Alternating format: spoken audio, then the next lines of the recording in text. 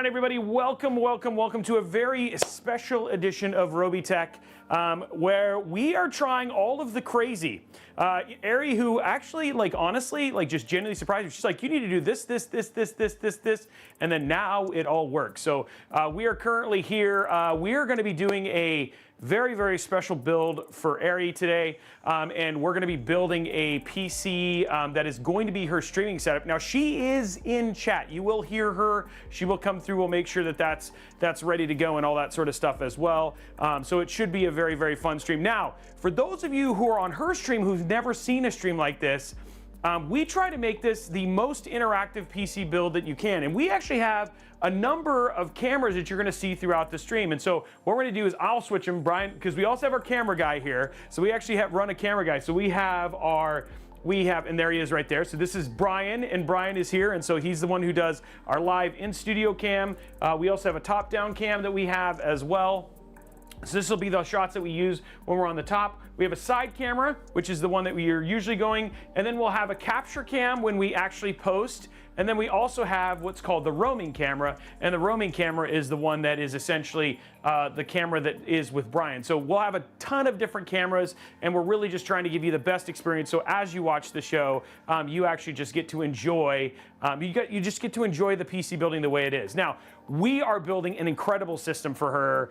Very excited about this. In fact, it's been fun working with her to figure out what she needed. And I actually had no idea. Actually, Brian had shared with me just how dated her system was, because this morning I popped in to say hi to everybody, and I was like, oh, well, I wonder what kind of system she's running. And then she starts to tell me all of these things that she's doing to make her, she's like, if there's fan noise, I just tap on it until it stops making fan noise. Sometimes it makes a helicopter noise as it shakes a little bit. I just poke it a little bit to stop it. So yeah, so quite the journey. So I kind of need this. Yes. Yeah, you do. And the other thing too is a lot of, and I feel terrible because we've been talking for a while, and really she was like, oh, I really want this for Dune Awakening, which the cool thing is when we get to the end of the show, we've already put an OS and everything on this, so you will actually get to see how it runs Dune Awakening at the end. So we'll show you perf numbers, all that sort of stuff. So you'll actually see what your experience will be like. Now, it's not with your super cool character, it's with my, and by the way, I spent a ton of time in the customizer, by the way, so my dude looks actually pretty rad. So I'm actually pretty proud of him. But we'll show you how it performs in Dune Awakening as well as Cyberpunk 2077. We'll show you thermals and all that sort of stuff. So, and at the same time, she gets all the support from the Robeytech team, which is, we're about 18 people. So if she ends up having any technical issues or stuff like that, we're always there to help her, and obviously work with Corsair and everybody else to make sure that she ends up with a really good PC. Now, Ari, what kind of PC do you have? And am I saying your name correctly? Because I'm like deathly afraid Ari. I'm not. Okay, good. Yes. I was like, that would have been super embarrassing, the whole, No, but I was it's like, okay. yeah. Okay, well, that's good. So what is currently in your system? What are the current specs? I could post it. Oh, there it is right there. There it is. It's a Ryzen 9. To you? Yeah, it's a Ryzen 9 5900X. So it's Not me. It's 2 generations old, 3 generations, an RTX 2070. You got 32 gigs of DDR4 RAM, a 4 terabyte NVMe SSD. You've got a B550 Mortar motherboard. Okay, so that's the system that she has. Now I'm going to show you the parts that we're actually going to be putting inside of this. I think, why do I feel like this is not the right stuff? But it is, right? Oh, there it is. Okay. So here's the parts that we're actually going to be putting inside of her system today, just as a breakdown. So we're going to be putting an AMD Ryzen 7 9800X 3D. We're going to be using an MSI B650M Project Zero AM5 motherboard. We're using an NVIDIA RTX 5080 Founders Edition NVMe SSD. We have 8 terabytes, so 8 terabytes of NVMe Gen 4 storage. We have Corsair Dominator Titanium 64 gigabyte kit with, that's a DDR5 6000. We have a Corsair 2500x in white. We have IQ Link 360 RX RGB that's going to be basically our AIO cooler. And then we have the Lee Edge EG1000 PSU. So those are all the parts we're putting inside of this. These parts I have confirmed are not cursed. Just so you know, we have actually cleansed them, Ari, so they are not going to be causing any problems. I've prayed over them. We have some holy water. We have some very nice people who came over, like I had the Pope come, and he's blessed them as well. So if that is not, if they're cursed, it's something you're doing. That's what they were saying about my computer, because honestly, like sometimes it's so bad. Every time I open a game, it could crash. My camera would just suddenly just shut down, which happened earlier. They were like, yeah, you need exorcism happening now. Yeah. It happens quite a bit. I gotta be honest though, tech is, you know, and I think you're kind of learning this, especially as a streamer. It's like, we have a lot of things that have to work in concert to actually pull these streams off. And so sometimes those little gremlins get in there, and it can be anything from drivers or whatever it was. There's so many things that can go wrong when we stream. So I think it's actually awesome when it all works. But man, when you have bad tech issues, especially sound is my least favorite. When we have to figure out sound problems, that it ends up being like, oh my gosh. So I'm proud of you for getting as far as you have with your older PC. It's actually not that dated. Your PC is actually pretty good. The one that you currently run. Yes, this will be better by far, but still a very, very nice system. All the things I wanted to do as well. So because I mostly game, but like, so I can use GeForce Now to bypass some of the sort of more demanding games, but like it's not all there. So sometimes when I play a game, my camera shuts down, or you know, it crashes, or something stops, like something stops the function. I also sing as well. So I've been wanting to set up my Shure. So like a couple years ago, we finally decided that, because you know I sing jazz and all those things, like most cameras, like a Yeti simply is not going to sustain. So I got a Shure, I got like the Coutlift, I got like the Scarlett. Ultimately, the PC was not able to play it because it starts to crack, starts to have problems. So it's just not good enough for that. I've actually worked with like all the companies to try to see, and they just said like, until you upgrade the PC, that's just not going to give you a clean sound. So that's part of the motivation as well. And I also do art. You know, we do like, you know, art drawing, whatever, maybe cooking stream and so on. So I just need a computer that allows me to do all of these things without any issue and like a good transition. I might actually need to talk to you about how to have a few cameras. So I've been kind of using my phone to be my second camera, and we're kind of transitioning to the kitchen, and then I have to pull up my lights out. It's just a little bit of a mess. So I'll definitely maybe chat with you that, and to see if we can just smoothly transition to another camera without me like, you know, kind of like doing a little mini construction in my kitchen. Yeah, I'll be honest. A lot of it has just been like we've learned over time in terms of like we just continually modify it. But I mean, like we have a pretty cool self-controlled setup, but now I have a camera person, Brian, who's on every stream, because for us, it's just all about getting up close and being able to do it. But yes, it's actually not that difficult. We would love to help in any way we can. And that's, honestly, I think this is one of the best things about doing streams like this, is that we actually get to make friends with people. And then you're like, oh yeah, I know things. And you taught me stuff you taught me so much stuff before this stream started, Ari. You're like, do this. I was like, whoa, okay, this girl's got game. That's all I gotta say. You're like, run your virtual camera, and I'm like, oh, okay. And I was feeling like I'm the tech streamer, and here I am getting schooled. So I don't know anything about tech really for PC anyway. Okay, well, let me go through the parts. I'm glad we found you. Let me go through the parts list. Let's start going through. I showed the parts, but let's walk through it, and then we'll start the building process and go from there. And then if you have questions, just pop in here and ask what you want to do. And then, of course, we have my team running a chat, so if they see something that your guys' team or whatever it was, we can see all the chats together, as well as all of you guys who are on YouTube and Twitter. So yeah, just let us know if you have questions. But outside of that, I'm going to get started on making this system look awesome. Now, the one question I have is, when I get done, what color would you like all the RGB to be? For me? Yeah. I don't know. I like pastel colors, so. Okay, so we'll do. I'm not really sure. I should have a plain setup. Okay. Well, we'll play with it when we get there. It starts with some pastel, like kind of rainbow when it first turns on, but we can play with it. We got all the operating stuff and all that, so we can actually get it to the point where you'll get to see finally what it looks like. It's not just we're going to turn it on and be like, and nothing else. You'll get to see all of the bells and whistles on this when we're all said and done.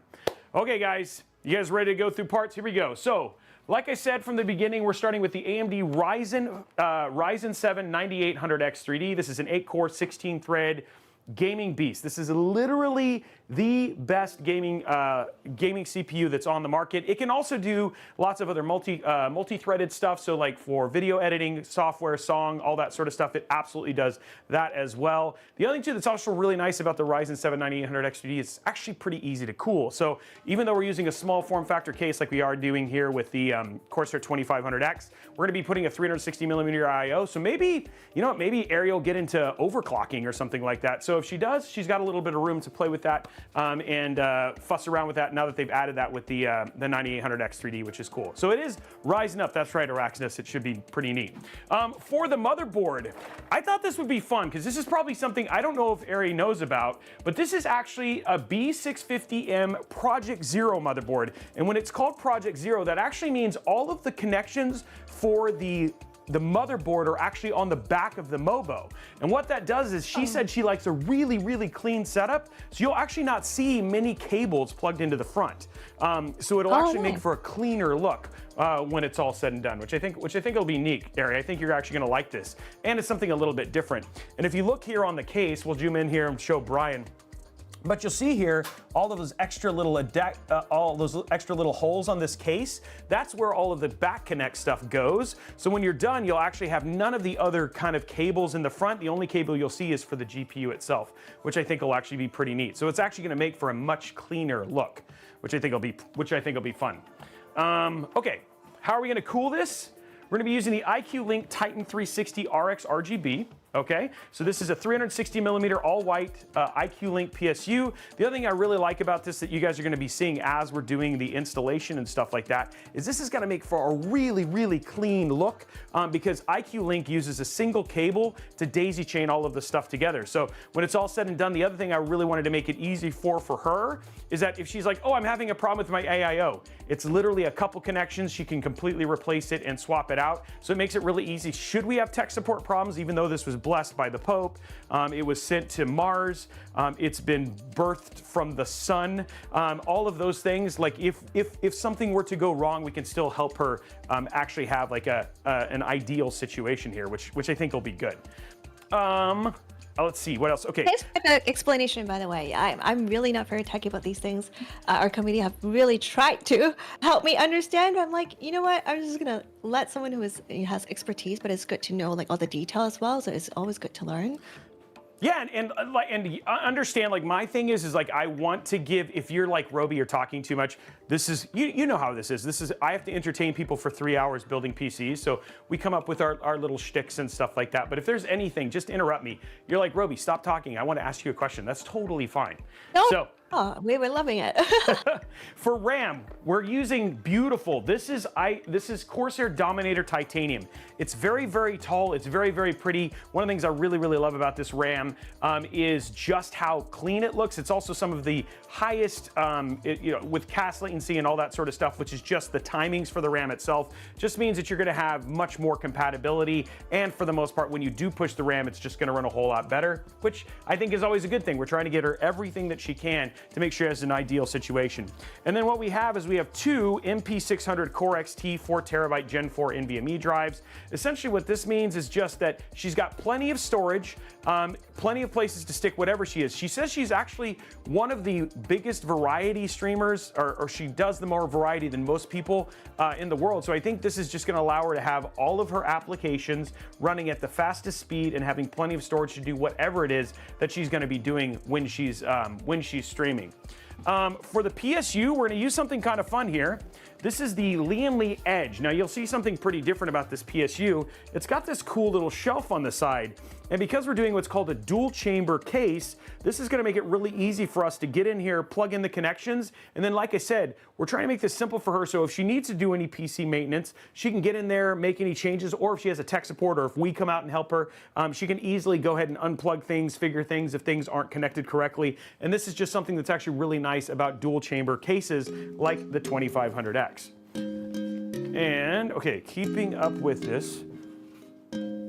Okay, we're good there. I'm gonna wait. You know what, guys? I might have to change PSUs, but maybe not.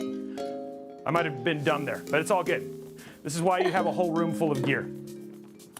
For the GPU, It's the I almost said AMD. It's the NVIDIA RTX 5080 FE. So the RTX 5080 FE. This is the Founders Edition version of the 5080, and it's just a beautiful card. It's going to look great in all white build like this. And then I just really like the FEs. They're nice. They're small, and especially when we're doing a small form factor build like this, we know we want to make sure that the GPU is going to fit quite nicely. And then the last thing that we have that we're going to put inside of all of this is the RX 120s. So these are all of the beautiful fans that we're going to make sure that there's maximum amount of light. I don't know if you know this area, but every light of RGB adds a frame. So given we've added over 100 million RGB lights, you're going to get an additional 100 million frames per second with your with your build. So yeah, that's, I don't know, RGB makes things faster, right, Robeytech? You tell them, community, like, isn't it true? The more RGB you have, the better the actual performance of the PC. Yeah, it's science. Oh, music. Oh man, the music's doing that weird thing again. I'll fix it. Okay, so I have a silly question. So I really don't know anything about this. So like, how like you were lifting the 5080? Was that heavy? Or no? It's no, really lightweight. It looks like there's some weight to it. There is some weight to it. I'm just really strong. No. I was just gonna say. It probably. I don't actually have no idea how much a 5080 weighs. It does look huge. Like 3, 4, 5 pounds. It's not. It's actually not that big. This one is not big. So this one is actually quite small compared to some of the ones you've probably seen online, which is great for your particular build because you have kind of a smaller case. So we wanted to make sure it didn't overpower the overall aesthetic of the build. So, okay, so we got all that stuff. Hey, Araxnus, can you check something for me? Do I need an SFX PSU with a 2500X? Because if so, I need to know that. So we might have to switch the PSU. I just realized I'm doing small form factor there all of a sudden.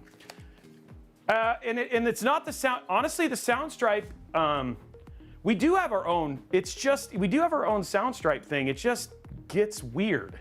So we don't know why it gets weird. It just decides it's going to get weird. And we're even running it outside of its own stuff. So. Yeah, that makes sense. I even thought about the 5090, but I'm like, yeah, I think it's okay. And honestly, it might actually take out the electricity of this place where I am right now because like I live in like a 50-year-old house. Like if I were to plug everything in, I don't think it's gonna actually even sustain it. Yeah, but I think 5080 is more than what I need for sure. What do you game at? Do you game at 4K or 1440p? Do you know?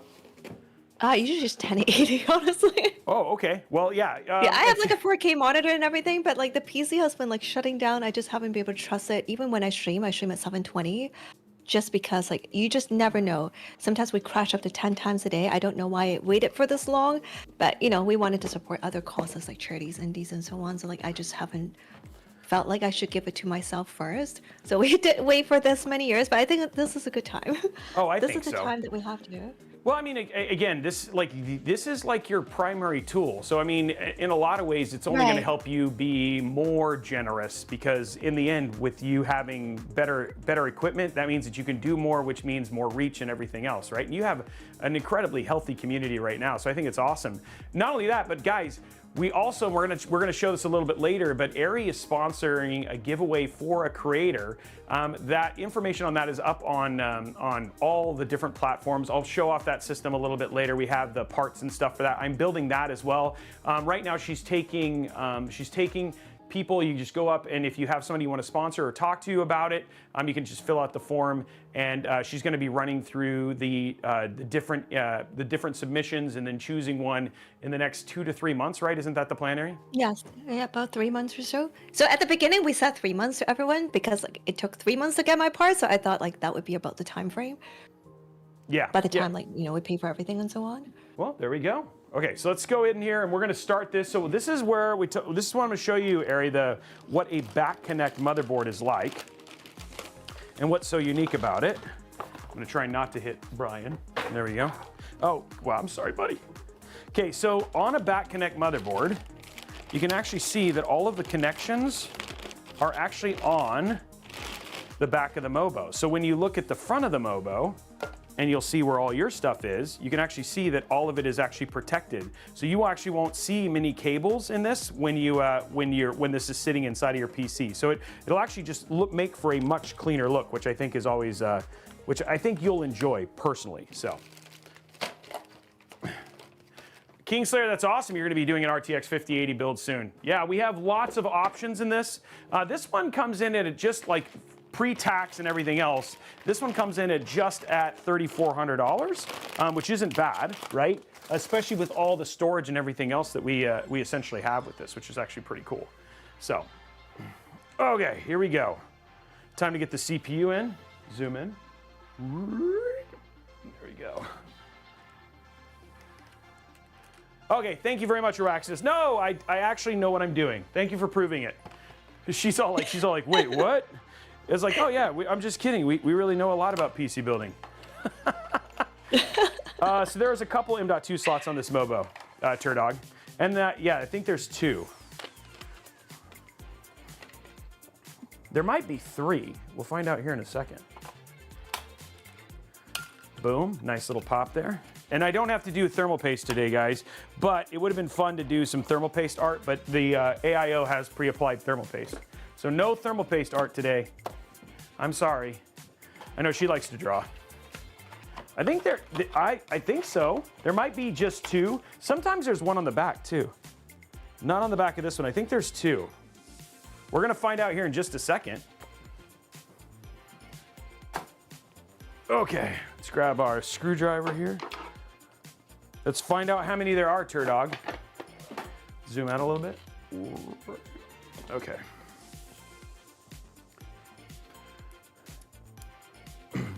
Okay, I wasn't saying that fast, Turdog. Wow, he's like, 1 second, time's up. Okay, let's take a look here. I know there's at least 2. There's 30. There's 30 in here, guys. 30 M.2 slots. There we go. One more. I think this one's not captive either. There's 2. There are 2. If my wife was here, she would slap me. She'd be like, Robey, use appropriate English. Okay, there are 2. Okay, so this is our OS drive. So we're gonna put this one up at the top. And this is your 4 terabytes, which I think is gonna be awesome. And then we get by the way, Brian, guys, gave us a new sound thing. So we'll be able to see the sound. Yeah, the decibel meter. There we go. Let's get this in here. For some reason, I feel like there's micro ATX boards that actually have 3 Turdog. I just don't remember for sure. Okay, let's get the warranty stuff for her. So what we do, Ari, is when you get your PC from us, and I don't know if they've done this when you get like a pre-built or whoever built, but we put all of your stuff in a single Mobo box, so all your spare parts will be in there for you. Okay. So if you have any issues or whatever it was, or you end up doing modifications, you're like, oh, where are all my extra cables? They're all inside of the Mobo box for you. Okay, fantastic. Yeah, that's kind of what I got from the previous, I guess my current PC as well. They kind of like gave it to me within like 24 hours because it was in Toronto, so they already had the parts. Oh, nice. So they built it. But if I have anything, like I'll definitely connect with you. And my hubby is definitely a lot more tech savvy than I am. I was like, oh my goodness, Ash is here. Yeah, I think I'd like to give Ash a shout out as well. Yeah, Ash is incredible. They are the guild leader of Twitch Women's Guild and we're super, super supportive. Oh, wow. And I've also supported our event today as well. So if you haven't already met Ash yet, Ash said hi as a Twitch Women's Guild's leader. They're just incredible, uplifting creators everywhere. Very, very inspirational and just absolutely incredible. So I'm going to give them a shout out here. I'm going to copy it so it goes through the shared chat as well.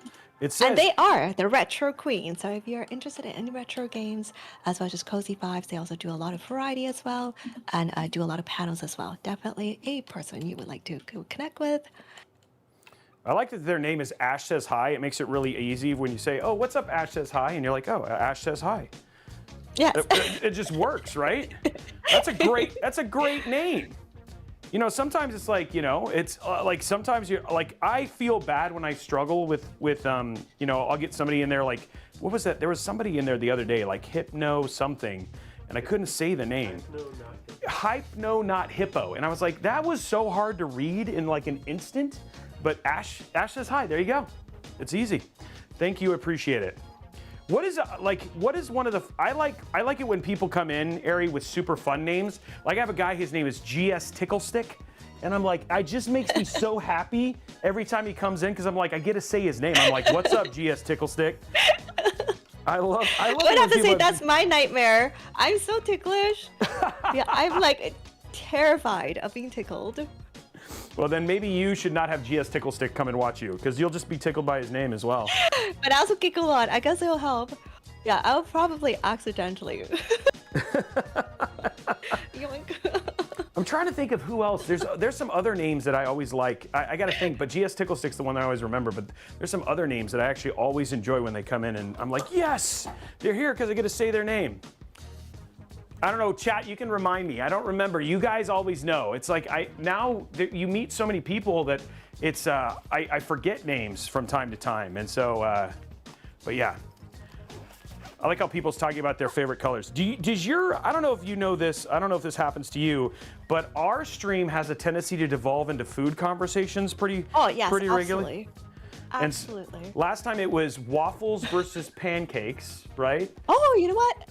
If you don't mind us talking about that, that would be perfect. We actually talk about food all the time. We actually have an undisclosed channel rule here. If you ever tell us you're having lunch or having food, you have to tell us what you're eating. Okay. As much detail as possible, recipes. So I usually do cooking stream once a week at least, and I bake. So in the past bunch of weeks, we have cooked, let's say, Macanese chicken. We have cooked Macanese African chicken. We have cooked like Greek chicken. I baked spice cake twice because we were playing Dune Awakening and wanted to do some Dune themed baking. We also did spice cupcakes just recently. I can probably see on my socials. So I'm actually looking to see what we want to cook or bake this Sunday. So if you have any suggestion, maybe spice themed, it doesn't have to be, but if you have like something, it's not spicy, but like spice themed food that you want to suggest, if you don't mind sending us a recipe or whatever, maybe or telling us what the name is, we'll look it up and maybe we'll add it to this weekend as well. I would dedicate to Robey's community. Here, it's yours. So the one that I've been telling people to make, it's just not spice related at all, beef Wellington. Ooh. Beef Wellington. I'm trying to get as many people as I can to make beef Wellington. And yes, Baba Ganoush, that's the other name. There's a guy named Baba Ganoush, and every time he comes in, I'm like, Baba Ganoush, because I like saying his name. But yeah, beef Wellington. Not spice related, has nothing to do with Doom, but man, it's so good. Spice related. I don't know, like, okay, Brian's over here licking his lips. He's so excited. He's like, oh, I'm so hungry right now. What time is it there? Are you Central, West Coast, East Coast? East Coast, ET. Okay. I'm in Florida. Yeah, now I'm in Florida because I'm British Canadian, so I'm originally I'm originally from England, but like I grew up in Toronto, so that's home. So I just moved here in December. Okay, so yeah, because hubby and I have been long distance for years, so I just moved here. Okay, so for you guys, like it's like Cubanos are good things, like in Florida. I mean, like our RT Final Boss. We spend a lot of time in Florida, quite a bit. What is your like? Do you eat Cuban food? Like, are you a big Cuban food, seafood person, or no? I pretty much eat everything. We don't eat out a lot, so we just cook whatever at home. But yeah, I love all kinds of cuisine. Okay. Yeah, I used to travel around the world a lot, so like I just love going to places and eat. I do have to kind of be keto-ish, so yeah, we have to kind of low carbs-ish because of health reasons. Oh, okay. I was trying to say, thank you so much. This one is weird. It did go up. Should we do this? Okay. Can we press a buzzer of that kind of thing? Is that okay? Would that scare your stream? No, you didn't. You didn't. I was trying to figure. Okay. I appreciate supporting charity. All the love. Yeah, thank you so much for donating to National Alliance for Mental Illness. As most of you have noticed, we don't have a sub button. I've never asked for sub here. Never. Of course, anybody supporting would be great. But ever since earlier this year, I decided that we're going to permanently move our sub button to donate to charity. And so you can still sub. You can click the second button, but we want the charity to be sort of like the first and foremost thing that you see when you come here. So yeah, thank you so much for supporting mental health. Okay, so your motherboard is completely ready. Now we need to get the AIO stuff set up for it, which is always fun. And then we'll get that good. Yeah, so did you eat lunch today? Have you, because it's 4:30 there. So what did you eat for lunch, Ari? Not anything yet. I had a keto bar. So I usually don't eat until after stream because I stream at 9 a.m., usually 8 to 10 hours. Usually 8 hours. So we snack throughout. Yeah, I usually snack throughout. I've been baking a lot, so usually we have a cheesecake or everything. Again, it's keto, so sugar-free. Guilt-free sweet tooth happening. But yes, I usually have this keto bar. It's like a very high fat, medium protein, and just kind of like a filling bar. Usually I drink like some tea throughout the day, or just sip and chat. Okay. So What do you keto, have? I had chimichangas. I did chimichangas. They were not keto, but they were delicious. I like so chimichangas is like my usual pre-stream lunch, because our streams used to be later in the evenings, and then as I've adjusted, especially with how busy YouTube is, we've kind of adjusted our stream time so I can do it more during what would be a typical work day. And so, but yeah, so I usually do lunch right beforehand. Let's see, what else is always high on the list? I'm a big nug guy, so I like chicken nugs, so those come up a lot. And then, but my son is actually quite the cook, and then my uncle was a world-renowned chef, and we're actually gonna be doing, the plan is, guys, and this is a little bit, we haven't announced this, but the plan is we're gonna actually be doing cooking streams with chefs across the world. And those should be coming in 2026. We'll be doing these really ridiculous cooking streams and teaching people how to cook from chefs who are from all over the world, which is actually gonna be pretty crazy. So yeah, if you wanna, and then we're gonna be inviting creators to come on and be a part of it. And learn from these. So if like you have somebody who's like, oh, I'd love to learn how to do French cuisine or whatever it was, the plan is to fly in creators and have them learn from chefs who actually specialize in this stuff. So it should be a pretty cool thing. So yeah, it's something my uncle wants to do. He learned at the school in Vermont, Montpelier's. I forgot the name of the culinary institute, but yeah, that's the hope. It should be super cool, and that is, I'm not lying. That is 100% for real. Yes. No, I just made it up. I want to lie to you guys. That feels like a really good idea. No one would ever remember. There's no witnesses here. Yeah. Let's just say it in front of the 700 people right now are watching. It's like, yeah, let's just make stuff up. That feels like a really good thing, is just to lie to our community about these things. Okay, so this looks like it just screws in. Oh, I don't even have to do all I have to do is remove this then, I guess. Okay, cool. They made it a little bit different. Okay, awesome. Okay, so I don't have to put any brackets in. I can go ahead and remove the brackets for this, and then we'll keep it going. Let's go back to top cooking down. would be great. Cooking stream is always, I guess people find it relaxing and so on. I love watching cooking stream as well. Twitch actually recently has the creator club as well. I might join the food and drink one too, because we do so many different things. Yeah, because the Twitch creator clubs has IRL, which I do. I also co-work, so we have like co-working and coding. I'm more the co-work than the coding, but you also have music, which we also do. And then there's also food and drink. We're just kind of all over the place. It's kind of nice to meet people based on that. But yeah, I think they would definitely love to have you if you are doing the food and drink one too. That'll be interesting. We've been talking about the logistics of it. In fact, we're going out to Minnesota here next month to go start talking about logistics. It's just the one thing that's difficult about cooking, especially some of the stuff, and you know this, is that it takes time. Like, it takes us 3 to 4 hours to build a PC, but sometimes, especially if you're gonna do like souffles or roasts or whatever it was, barbecue, which we've talked about too, that can take 6 to 12 hours, right? So it's just trying to, I don't know if you've ever watched like cooking shows on the Food Network and stuff like that. They have to do some of those special things just to make it work. So it's just talking through the logistics of pulling something like that off. So. I was just telling them I love cooking shows. I love.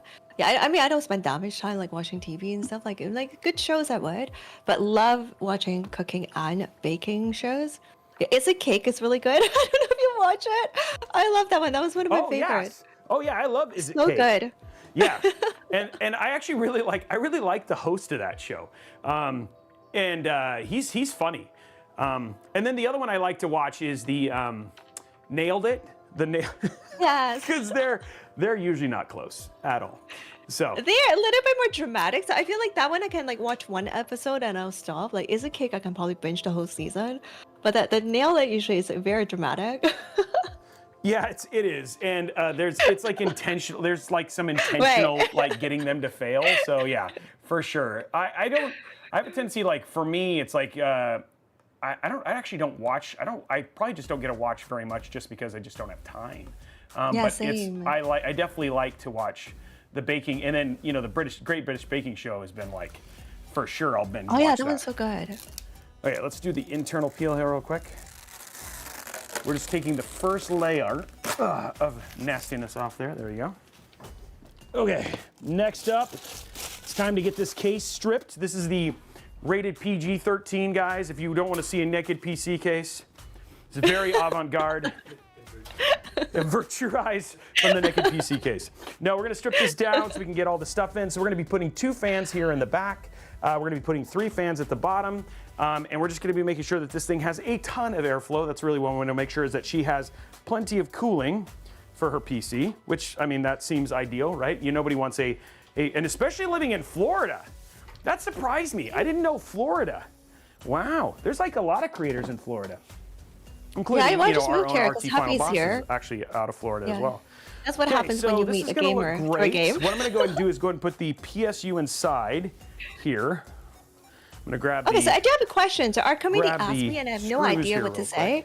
quick. And you go, it's, So is the PC No, air no. cooling and water cooling, but or she's both? probably muted. Oh, am What? I muted? You can hear her? Sorry, Robey can't hear you. I can hear you though. Oh, I see. Unplugged it. What do you unplug? I Oh, unplugged it. That's okay. Oh, I'm you're used to back. talking to myself. Oh, hello. I'll say. I was like, I wait, was just talking to myself the whole time. I'm But sorry. that's okay. No, it's fine. It's fine. It No, just- I was I just gonna say, unplugged it. Hubby and I met through MMO. Oh, So that's why he's actually in Florida, so that's why I'm here. So we're actually long distance for years before. We actually met in Elder Scrolls Online. really? Funnily, we actually met in Battleground, and we were trying to murder each other the first time we met. I only knew because my friend and my team was like, "Oh, that's my guildie." So anyway, yeah, one thing led to another. Yeah, so we actually became. Yeah, they were. So what happened was that if you want to know the story, just since we're just seeing Oh, since we're just building, yeah, go ahead. No, tell me. if you don't mind us interrupting and just weird random not story. at all. No, this Why is you want to awesome. talk about this? So basically, I started playing Elder Scrolls Online. I never PvP before. I never actually played online game. I game since I was 2, but it's all like single player RPG games. So I joined. And I got intrigued, and there was this cute cosmetic. I was like, oh, you know what? I wanted to get for my character, but you can only get in PvP. So a few months later, I had a few weeks off, off work, like 2 weeks off work. I was like, you know what? I'm gonna go get that cosmetic. So I just like forced myself, and not forced, but I was just like, you know what? I'm gonna try out PvP. So somehow in that 2 weeks that I played, the first week I got top of leaderboard on all 3 leaderboard for Wow. Battleground. And so I didn't even know what that means because I was using my PvE build. I didn't know what I was doing. I was very intimidated. Somehow people noticed me and they were like, hey, like, it looks like you're new, because they obviously see my build and like this person doesn't know what they're doing. So they were so nice. They helped me out. And they were like, hey, like, do you want to join the PvP guild? I was like, no, because I'm like, I don't know what I'm doing. I'm going to embarrass you. So anyway, they were just like super nice. And again, it's not because they knew who I was. I wasn't like streaming. I was just a random person. They just, out of their kindness, you would think like PvP community is scary, but no, they were so nice. They reached out to me. We just became really good friends. And ultimately months later, I joined the guild, and Hubby's sort of like one of them. So we just became really good friends. And a year later, I guess after we met, through the first time we met in BG trying to kill each other, so apparently we started dating, and I didn't even know we were dating. How does that work? We were, well, because like we used to hang out a lot with our friends, and we all like watch TV together. I guess at some point it's usually just him and I, because I was just thinking, oh, maybe like other people are busy, just us. So somehow like our community is like, hey, like by the time I started streaming already, or at least getting there, they're like, hey, I think you guys are dating. And my hubby is actually the first person who's seen me online. Because it was like, once I decided to stream, I was like, I don't want to use a cam. I didn't use a cam for the longest time. And I wanted to just post a picture. So he actually was the person I trust enough to say, hey, like, can you look at this? Is it okay? Can I post it? Anyway, from there on, a few months later, we dated. And I, maybe 2-3 months later after dating, I came to Florida for a trip for the first time. And he proposed during that trip. Somehow I said yes. And we got married a year after. So I like now how we you just said celebrated somehow 3 I years. said yes. You're like, Somehow somehow. I said yes. Well, that was the first time I'm seeing him in person. Wow, so he proposed to you after the first time you've seen each other in person? Because I'm in Toronto. Yes, I came here for a trip, so he proposed during that trip. Wow, there was so much that I didn't grasp from that conversation that I was just like, oh man. And wow, so you were like, like all of a sudden, like after meeting him one time, you're like, no, this is definitely the one I want to marry, huh? I don't know. It just happened and it worked out, and we were long distance for years. And we just celebrated third wedding anniversary in May. And how long have you guys been married total? 3 years. Oh wow, okay. I have another friend, so Nay and Josh, TechTuber, they were the same way. They were long distance. He was UK, she was also in Florida. I don't know what it is about Floridians and long distance relationships. It's a thing, guys. But yeah, no, they also met for the first time, and there was like a whole story that everybody was following. And then yeah, they just celebrated their 3rd or 4th year, I think, which is actually pretty cool. That's awesome. That's a cool story. Wow. And then what does he do? Meeting your hubby in a background. Oh, he graduated from laws, but he works in insurance and whatnot. Oh wow, okay. Yeah, he might one day to return to do his bars and stuff, but yeah, he hasn't yet. Wow. So but right now he just works in insurance. Wow, that's crazy. Okay, so and then what made you decide to get into streaming? Truthfully, it's a long story. It's a little bit of life story. Is it okay? Like, I want to make sure people don't find these kind of things stressful a little bit. Well, I don't think my audience has never heard this before. So like they're all like, all I do is listen to him go on and drone on about tech. Let's talk about something that's not tech all of a sudden, guys. Come on, let's do it. All right, so I'm actually a researcher clinician to begin with. I have been in doing volunteer work and was like in kindergarten. I've been in academia since I was 15. So in the field of psychology, psychiatry, neuroscience, behavioral sciences, and I have an MBA. So like I'm very like academic driven, I guess. So basically the story is like I've always grown up in a way that I've always loved gaming but didn't have the time. Right. So that kind of led to that, and so at some point years ago now. So I also grew up as sort of like a sick kid. Took me many years to actually get back to like very healthy. So anyway, so all those things sort of like kind of happened in that sense. So, but 8 years ago now, just sort of like 7+ years, out of nowhere, over the course of about 3.5 days, I've gone from somebody who was running like a 10K, like, doing long distance, doing Muay Thai, rock climbing, to somebody who's paralyzed waist down. Whoa. So I had Guillain-Barré syndrome, and it was extremely aggressive. So basically, by the 3rd day, suddenly, it just happened one night that I couldn't pick up my right leg. But I was like, hey, I do a lot of exercise. Maybe that was the case. Like something was happening, just relaxing. And I don't think it was alarming. So over the course of a few days, all the muscles in my leg completely stopped working. Lower body function completely gone, paralyzed, waist down. Within days in ER. And basically at that point, they told me I had 5 days to live because it was so aggressive that like my lungs were giving out as well. So basically in a few days, I would have to be on life support because I would no longer be able to breathe. So ultimately, everybody in the hospital, national conference, like all the people just kind of came together to see like, hey, what I'm gonna do with her, like, because it kind of gone from that to like very severe.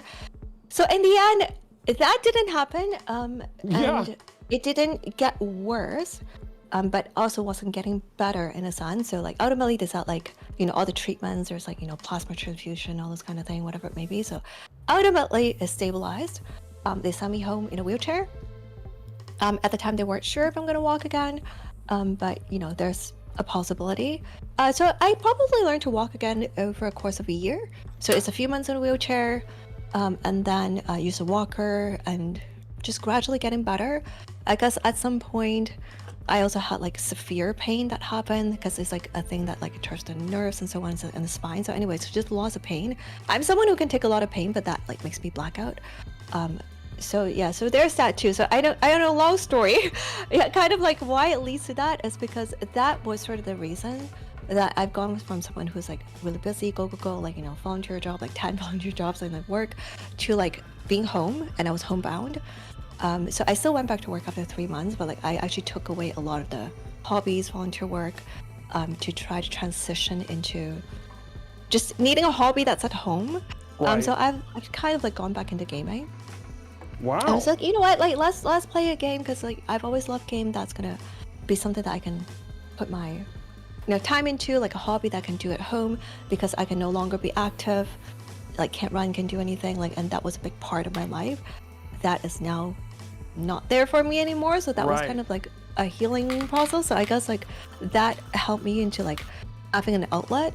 So I also built a lot of houses in ESO as well. So that was also part of like just having a creative outlet helps you sort of heal and help me deal with the pain and all the symptoms and so on. So that's sort of the reason I've gone into that. And so ultimately, because I've started building, people know about my building and the PvP, I guess like everybody somehow knew me in the game for, so I also became like sort of the ESO University for professor for housing, that's why they call me. Wow. So anyway, so everybody kind of sort of like knew me in housing and they actually convinced me over a period of time to finally get into streaming. So I guess like you can say by the time I stream, I already had a community sort of like waiting for us to start. Right. So I was very, like I guess fortunate with that. They were just very kind. So anyway, Wow. sorry, I didn't want to take up like 15, 20, 30 minutes. Well, that's a crazy me and my story. I just story. kind of came out. No, that's crazy. Like I mean, it's just something that's insane. I can't even imagine. So it's funny enough, I went through something similar with my wife where she found out that she was going to get paralyzed, and she went all the way down to a wheelchair. And then there happened to be a treatment that they said has a 2% chance of getting her 5% of her movement back. And then in the end, she ended up getting 95% of her movement back in like a week. It was crazy. So, I mean, but I can somewhat understand, not the, hey, you're gonna not live in 5 days. That I couldn't comprehend, nor would I understand how I could deal with that kind of news, but understanding how your life, because my wife has summited Rainier, she summited Adams, which are these mountains here in Washington State, and to go from basically where that was part of her identity to all of a sudden you have to almost invent yourself in some regards, right? And walking through her with that process, I mean, it takes a ton of strength, Ari. So, it's incredible to hear your story, and having walked along somebody, and I can't say I've gone through this, but to walk along somebody who's done that, I can understand the toll that must have taken on you. And words just don't express, in some regards, what you actually were able to get through. So that's an insane story. And I'm really glad that you found the outlet, that you have this community, that you've created this community that is created, like that's about wholesomeness and about celebration and positivity, because honestly, there's just not a lot of them anymore. You know what I mean? In some Our regards. communities definitely helped me through a lot more than they could imagine because I actually wasn't that open about sharing things for the first few years. They just kind of like knew we do things, maybe bits and pieces and so on. And not even like what I used to do in the past and so on. I just didn't share very much. But they've helped me through so much. They're just super kind. And we're just a community about like just letting each other be ourselves. So it's been great. So the past year has definitely gradually like opened up more and sharing more. But yeah, they've definitely helped me so much. And just being super supportive and yeah, just being like, hey, you can just be yourself and do what you like. And yeah, I'm so grateful. Yeah, they're definitely kind of like my chosen family. Not That's like for awesome. real. Not just because I'm streaming. Like I've definitely didn't really have people before. So like they're definitely my family and friends. Yeah, we really aren't like a viewer streamer kind of relationship here. Like everybody's Right. equal, including me. We're just all equal part of the community and we hang out, just enjoy whatever Enjoy time each other's we have. company. Yeah. That's awesome. And then have you done any like meetups or anything like that, or? Yes, in Toronto, but not too many. Like we've definitely done some Toronto meetup.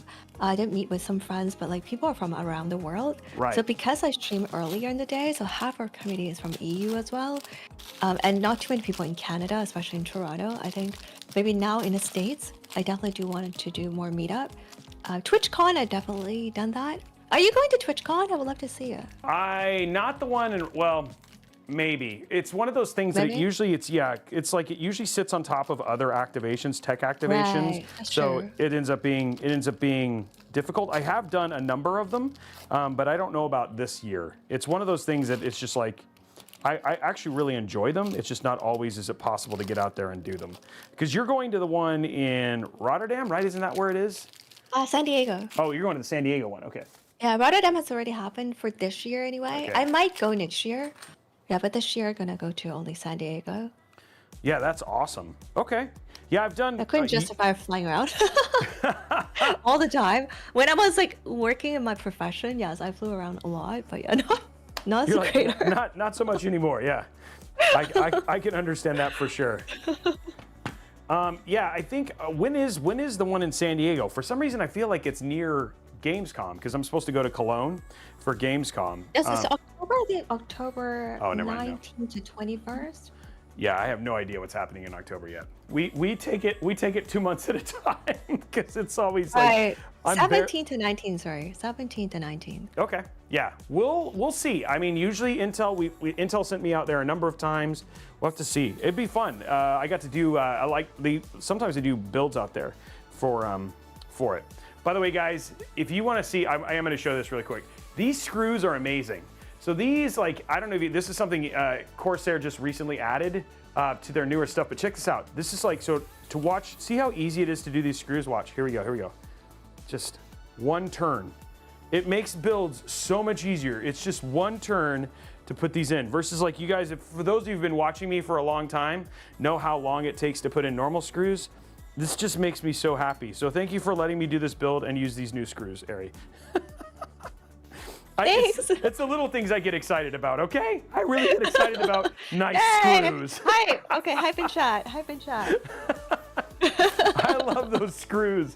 I like nice screws. I don't have a typo, that is. Well, after you've built like thousands of PCs, you're just like, the little things that make your life a little bit better are always good things. So, you know, little quality my of community life keeps things. wanting me to build it. They're like, yeah, you should build it because the past few years has really been dying. They're like, yeah, you should build it. Just order the parts. I'm like, nah. I definitely don't feel like doing it.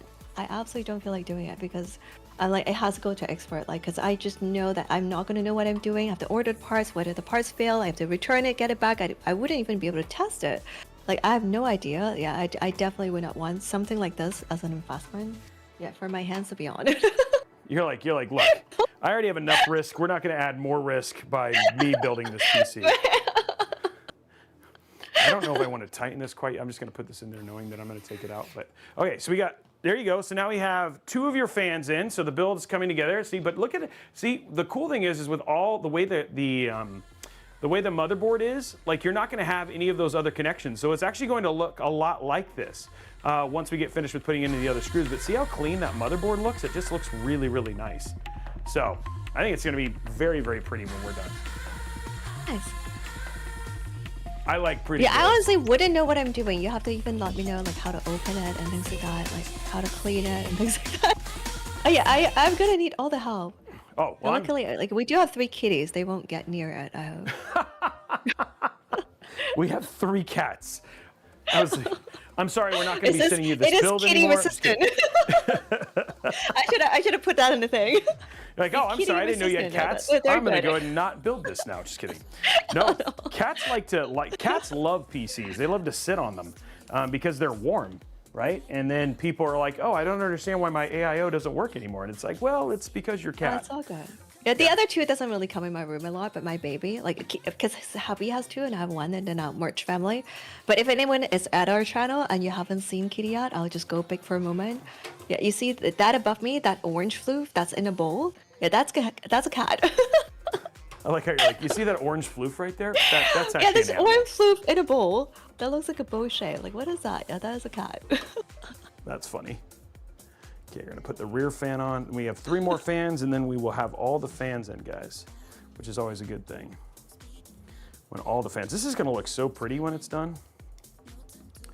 And it just makes it really easy. So that's the thing, is a lot of the parts that I chose for you are actually very, very easy to replace. So they're easy to do maintenance and stuff on, which is also very good. We're gonna use the white one, which I think will be great. Okay, extra pieces going in your bag. Wait, did we ever ask this question? I don't think we did. So my community asked me that, so I wasn't sure. So they asked me whether or not this is going to be water cooled or fan cooled. Is it one or the other or both? So it is liquid cooled. It's liquid cooled versus what's called an all-in-one liquid cooler. So this right here is actually, and water cooling is interesting because it's actually not water, it's a water glycol mix. And so, and the main reason they do that is a lot of times it minimizes evaporation, right, which you don't want to essentially have. And then the other thing too is, but there is liquid inside of this. So this is actually a liquid cooled PC. Now the GPU is air cooled, but nowadays like liquid cooling doesn't have near the support, or actually even the what's the word? It's the amount and cost, because you have to drain it every year. The effort you have to put in to maintain it versus what you get out of it isn't near as good as it used to be. So it's just a closed loop liquid cooled system. So it is yes, water cooled. Oh, nice. Okay, sounds good. So hopefully that answered their question. Okay, fantastic. Yeah, because they asked me, I'm like, yeah, I don't know. Landsworth says this is the AIO he has on his 9950X and it works great. So there you go. And these are all like the latest parts from Corsair. So this is like their latest fans and all that sort of stuff as well. So you actually have all of the newest stuff essentially, which is good. Okay. Okay, next set of fans. And then we'll have all the fans in. And then all we got to do is start connecting up cables, which is always the fun part. That's the part that everybody gets confused at. It's like, wait, what goes where? That's why you have people like me here. Yeah, Joshua Wood says this is the Porsche of PCs. So when you figured out all of the stuff you started streaming, area, like when you first started, you started with gaming. What made you decide to start adding in all of the extra stuff like cooking and singing and all of that stuff? Always done it, but just under the game category. So like we mostly game, but we actually, because I guess as my background, so I'm also like, I just love a lot of different things. So when we used to, let's say, stream a game, I actually did photography for the game, so that's sort of part of our art as well. We did a little sketching. We always sang, but like it was sort of like also within the category. I am classically trained in choir, but we just sing jazz for fun. Yeah, definitely. That's kind of why we need a better mic, because every mic I've sung in breaks. Oh wow! I just simply cannot like tolerate the kind of like volume of sound that would have, and it just peaks and like have problems and so on. We've always done that. We did mindfulness meditation, they like lore book reading. So always sort of like a relaxing, cozy space for us to do whatever we'd like. So it was never really like, it was about gaming, but it was always about like, as I built some things in the game, creative outlet, and just enjoy whatever we feel like in the moment in time. So it was never just that. But I guess like after streaming that for about 3,000 hours, and I just feel like because over the course of the time we've started a channel, maybe I would say maybe about 1.5 years to maybe even 2 years, less than 2 years at that point. Everybody tells me about all these other classic games. Oh, have you heard about this? Have you played this? Have you done that? I'm like, no, I really haven't played too many games outside of like RPG. Like I've heard of them, but it's like I feel like I wanted to see it and connect as well and see what it's all about. So we actually went into variety by playing a different game just for a little bit, and I just fell in love with it. And we instantly went into super variety, and we've gone one game to like probably one of the most variety stream in the world. I've streamed 1,750 games so far, including many demos, many indies. Yeah, we sing jazz, we do like all this kind of stuff. Just whatever interest it may be. I might even add more, because we were planning to maybe do RL. I used to play piano as well since 3. Maybe we'll add a little bit of that too. Yeah, we're all about like spending the time on the people who enjoy and the things that we love from moment to moment. I think that's probably the most important thing, is like we don't necessarily have to be the best in everything. Like, like I don't have to be like a professional artist to just do art. We can all have a mindful space that's without judgment to kind of delve into like whatever creativity, whatever enjoyment that we have without fear of judgment. So that's kind of like what our community is about. So yeah, that's what we've been doing. So yeah, we just cook, we do things, whatever we feel like, and we just explore as we go. So yeah, I'm kind of glad, because now there's no limitation on whatever we do. Like I guess we're known as a variety stream, we're known as variety gamer. Right. So it's kind of nice. It's just like whatever we feel like doing that day. If we want to switch, sure. If I'm playing an indie game and a dev comes in, it's like, hey, like this is my game. It's like, hey, do you want to pop into stream together? And we host a dev chat right away. So we do special events very spontaneously as well. Wow, that's cool. That's awesome. So As this well, is, yeah. it's just been kind of a journey, huh? Yes. Yeah, I guess like I've just kind of like dipped into everything. Like I am always have always been a very curious person, so I just love doing things and like all the editing, all the things is kind of like self-taught as well. Like singing, I'm trained, but I'm not training jazz per se. Training general choir. Yes, I say Alicia. So that's part of the problem is the mic was definitely peaking, and this is like a talking mic using a general setting. Okay, I won't sing into the other stream because I sing 10 times as loud. Right. But yeah, so when we do sing, like the mic just will not tolerate, and I try to get like a better mic in the past, but the PC is also not tolerating. So yeah, unfortunately, so we're gonna do that. Wow. So what kind of mic do you have to get then? Like, do you know? Is it that you said it was the Shure, right? Is the Shure actually handle it? Think it would, but because my computer couldn't handle, so unfortunately, like when I do plug it in, it actually sounds also like a helicopter. Oh.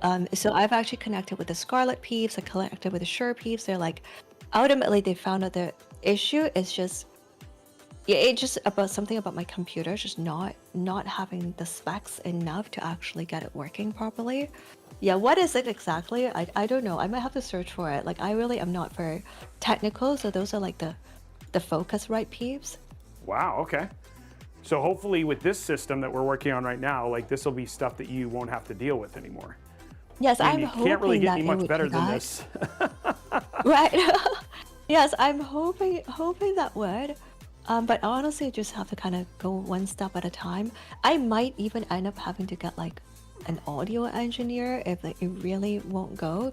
We've been kind of struggling with audio issue for a few years as well. Yeah. Like part of the reason is that my voice is pretty quiet.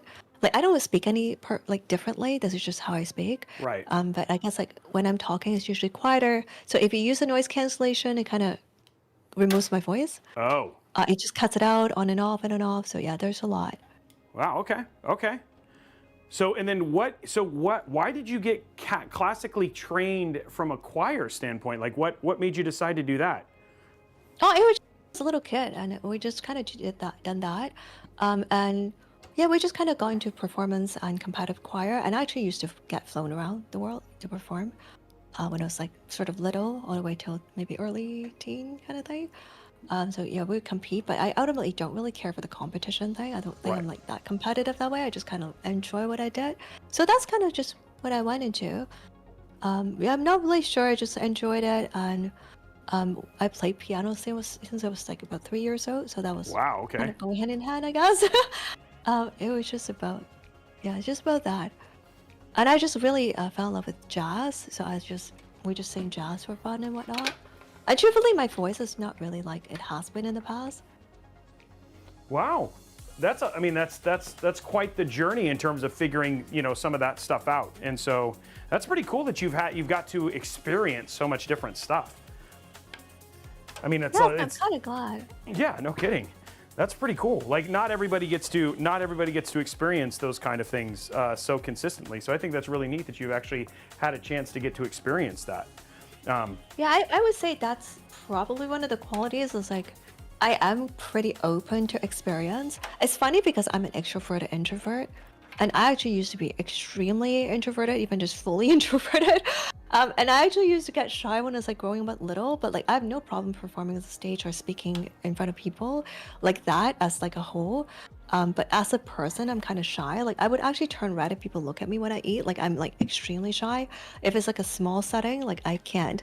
Yeah, it really wasn't until like maybe like teenager around then. That's kind of when I started feeling like it gradually kind of like opened up and not Came out like of your nervous shell? about things like that. Yeah, pretty much. I used to be scared of the dark. Like, I'm scared of height. I'm scared of everything. And one day I actually went on a trip and I conquered my fear of height, and that was completely gone.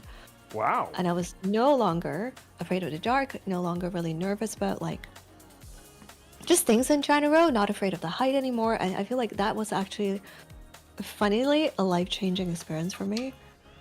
Wow, that's crazy. Yeah, I'm still afraid of the dark. Just honestly. I mean, like, I was just, Right. one of the best things is that telling my wife that when we got married, I was like, she's like, well, now you can seem to sleep when I'm there. I'm like, yeah, because the monster's gonna eat you first. So I'll have a chance to get away. She's like, that's not very chivalrous. I'm like, yeah, but that's how I survive. Right.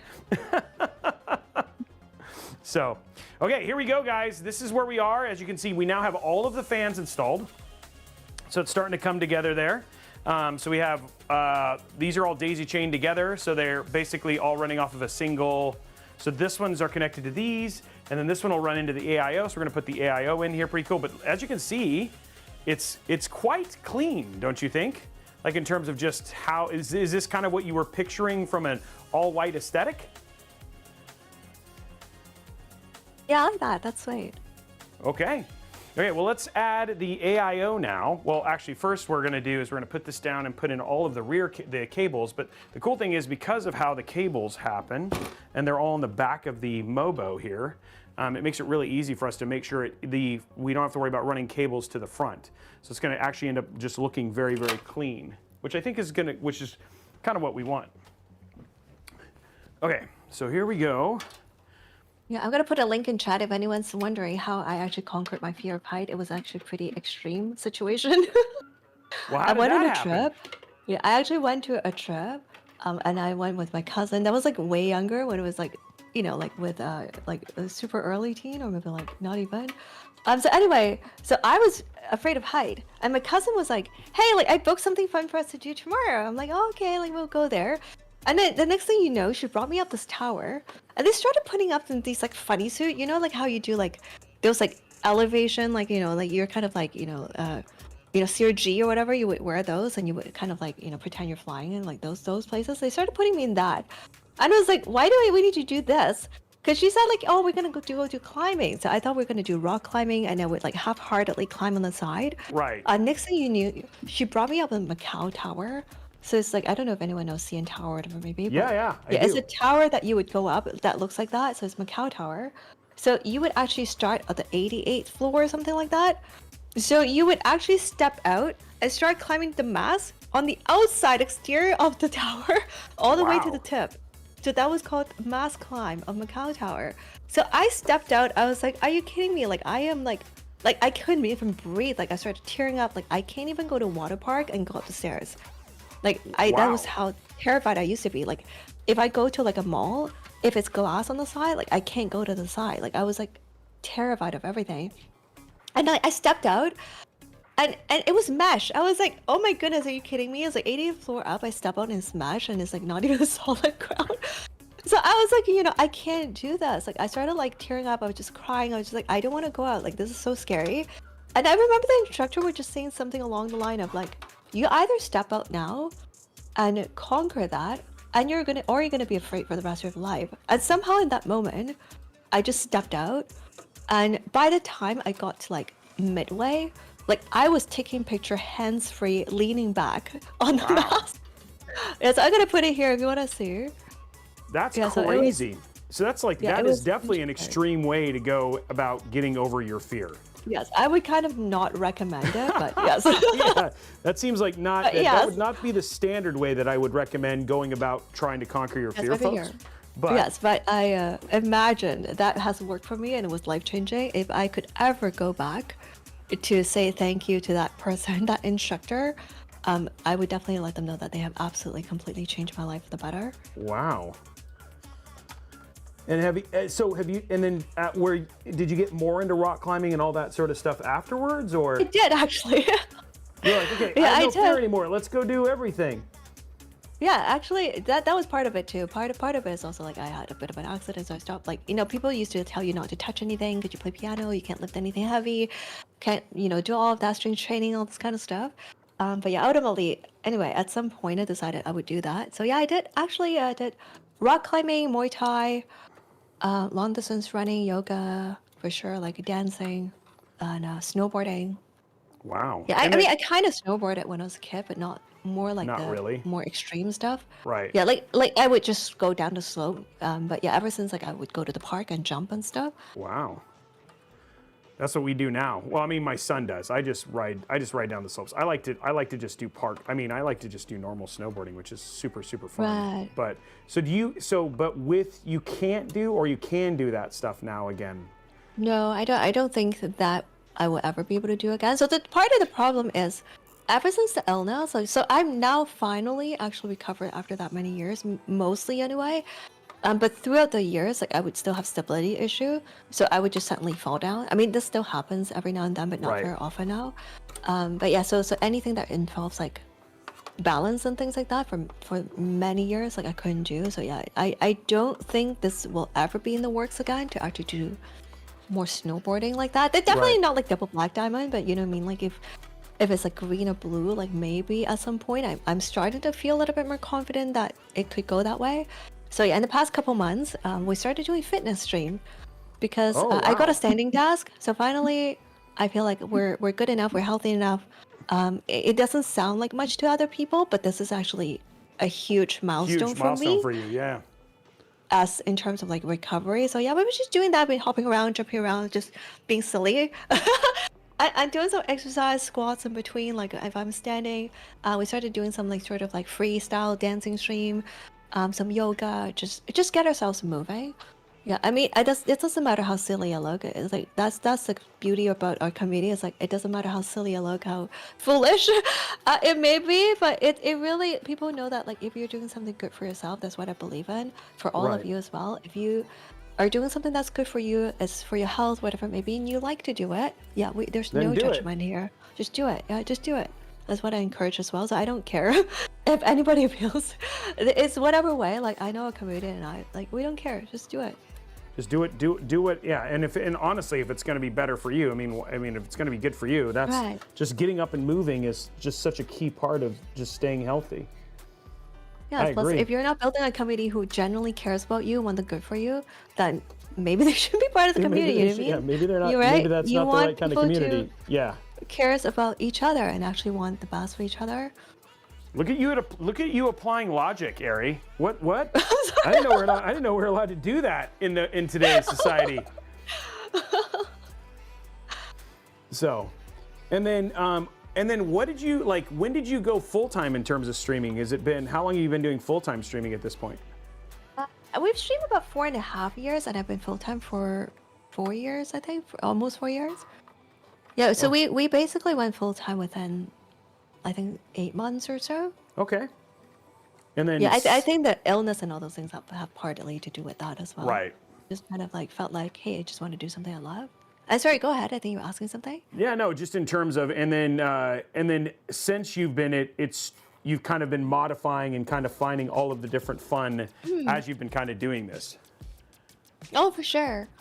Yeah, truthfully, I have not ever really thought about like the long-term thing. Like I'm actually a very private person. I guess like having to be in the clinical field, healthcare field, like my whole life, like you're always told like, no, don't share too much and all those things.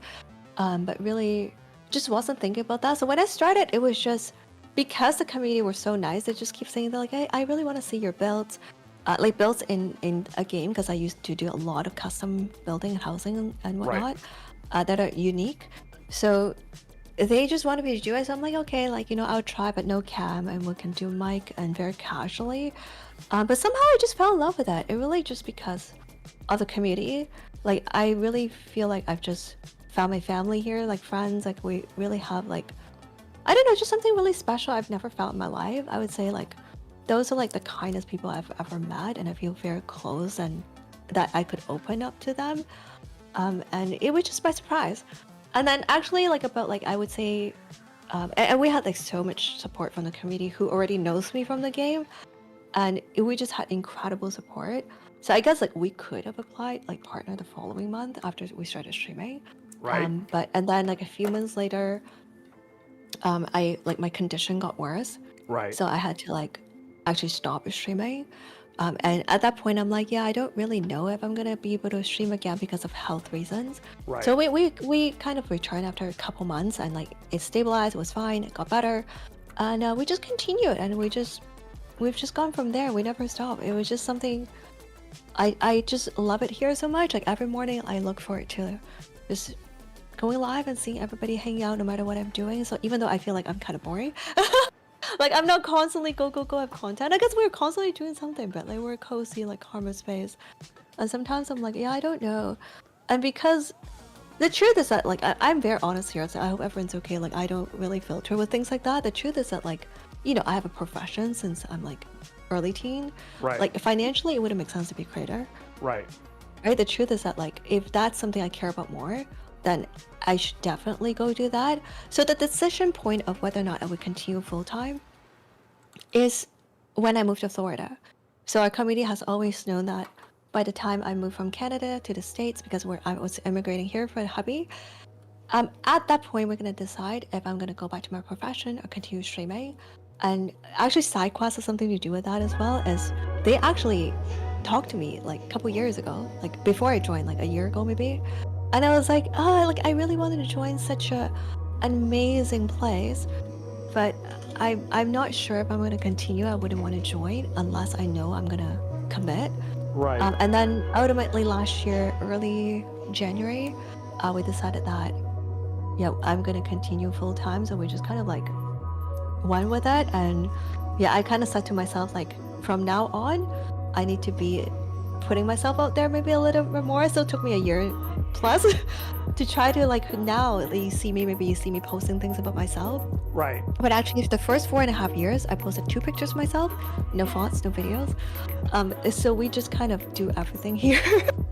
I know I'm like the oddest creator. I'm sorry, must be a weird conversation for you, but yes. No, usually, actually, this is. I mean, it's very nice. I mean, it's funny because like this is what I used to do with Intel is I'd meet new creators and just interview them, and then while we built PCs, and then you learn a lot about. And the other thing too is it's like it comes to show that not everybody's journey is the same, right? There's always lots of different ways that people get into doing what they're doing, right? And the other thing too is it's a very personal thing. And there's a lot of things that you kind of did along the way that you discovered that it's something you love, right? Which is, you know, and that, you know, you had to create and be true to yourself, right? Because I think one of the things that you're seeing is that people are reacting to the honesty and the authenticity of what it is that you've made, right? And I think that's some, and you know, nowadays, is actually pretty unique because you're just being very transparent about who you are and what you stand for, which I think is a good thing, personally. Right? So, and I think that's what's so cool about this giveaway is you're also trying to sit there and say like, hey, we need more of this. We need more authenticity. We need more people just trying to make positivity in the world, right? And that's what you're trying to do with this giveaway as well. Right. Yeah, I think that's what it is. It's like I actually used to host like kind of like creator camps, and a lot of people come to me. It's like, hey, like how to like about streaming. So like, I guess I know what you're supposed to do, like, you know, cross stream, post, you know, kind of keep yourself out there. But like that was just something I felt very uncomfortable about. Like certain things, like I don't really like to have like 40, 50 hours of like thoughts of me online. Like I just feel like we have enough time together, so I don't really do it. So I really don't specifically do anything for like likes and views and things like that. There's nothing wrong with that, but I guess like I'm kind of, you can say I'm stubborn, persistent, whatever it may be, but like I'm very true to myself. If it's not something I feel comfortable, if it doesn't align with my value, it doesn't matter what opportunity it is. Right. Like I have to like be the one who feel like, hey, this is what I really want to do. And yeah, I'm kind of like stubborn like that. So yeah, so I guess like ultimately it is our brand. Everything that we do has to be something I genuinely love, passionate about, whether it's a brand, a partner with, whatever it may be. Like, yeah, no amount of like what I got will persuade me to go with something I dislike. Yeah, I just have to. Yeah. Right. It has to align with who you are. Now, somebody asked a question. DJ Techno asked a question in chat. He's like, for the people, for doing this review, I mean this giveaway that you're doing, that you're going, how are you going to go about choosing the person who's going to win? You're just going to look at the submission and read it, right, and learn a little bit about them. Like, what's the plan there? So we're gonna read it first of all, just to know who is there. I mean, I'll probably go around, take a look, if there are faults, maybe look at that. Just look at how the community is, and yeah. So there are probably more tangible way, but yeah, we'll probably look at it like after we get everything. So I do have in my mind to see like who is being a supportive part of the community, because the whole point of doing this is we want this to go to someone who's like not just thinking about themselves, but also supporting other people. How are they uplifting other creators, and supporting them as well as just community as a whole. Like, what do they stand for? Maybe what they're passionate about, and how do they show that passion in that way? So yeah, I do have some sort of like idea, but I think at that time, maybe once we've selected, we'll let you know all those things. Right. Yeah. So Yeah, we'll be it's like, I mean, we transparent don't when it really gets know. when it gets to that Right. point. Yeah. Yeah. So right now, you can, if you have somebody, and like there's even somebody I'm going to nominate, Palette Box, who I actually really like that gentleman. Right. But yeah, it's like if you have somebody that you're interested in nominating, you can absolutely go do that. And I would recommend that you do, right? So that way we can select somebody who deserves it, right? Like that's what you want to do, right? Is find somebody who deserves this upgrade. Yeah, just definitely would love to see someone like spreading love or kindness through Twitch communities. I think like the truth is that being like, a creator being online, like Twitch or maybe I'm sure like even other platforms, it can get pretty like isolated, I think. And I think like the truth is that it can be competitive, right? Like I'm very conscious. So all the years, like if it's someone who's like bigger channel, like I would never say a word, like the things like that. Like sometimes I even take out my partner badge, whatever it may be, just to chat or just not chat at all because I don't want to draw any attention. I don't ever use my emotes on another channel, except for Dan. Like I'm also community manager for Dan Clancy. For instance, I'll use it there. I'll use it on my channel. And sometimes when we raid, I'll use it one time. So I'm kind of conscious about that. But for my channel, I like to say ours, but like just don't want to confuse people. I say mine, but I never consider as my channel as mine. It's our community as a whole. They are co-creators. There's no channel without a community, and they are part of who created the channel. Our vibe, what we kind of expect, what people can expect. Like I didn't do it alone. Like we are as a community. That's why I see it that way. I say ours. So I say for our community, I've never had any problem with that.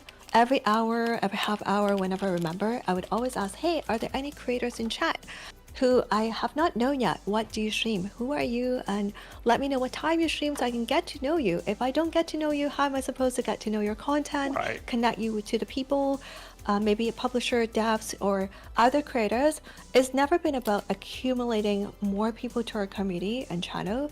And it's like, like to me, it's like, I'm going to be very honest with you. I find it very weird that people are too afraid of that because like people are like, you can't just hurt people. Like, you're not hurting them around. Like they're people, they're an individual. They have their own thoughts. Right.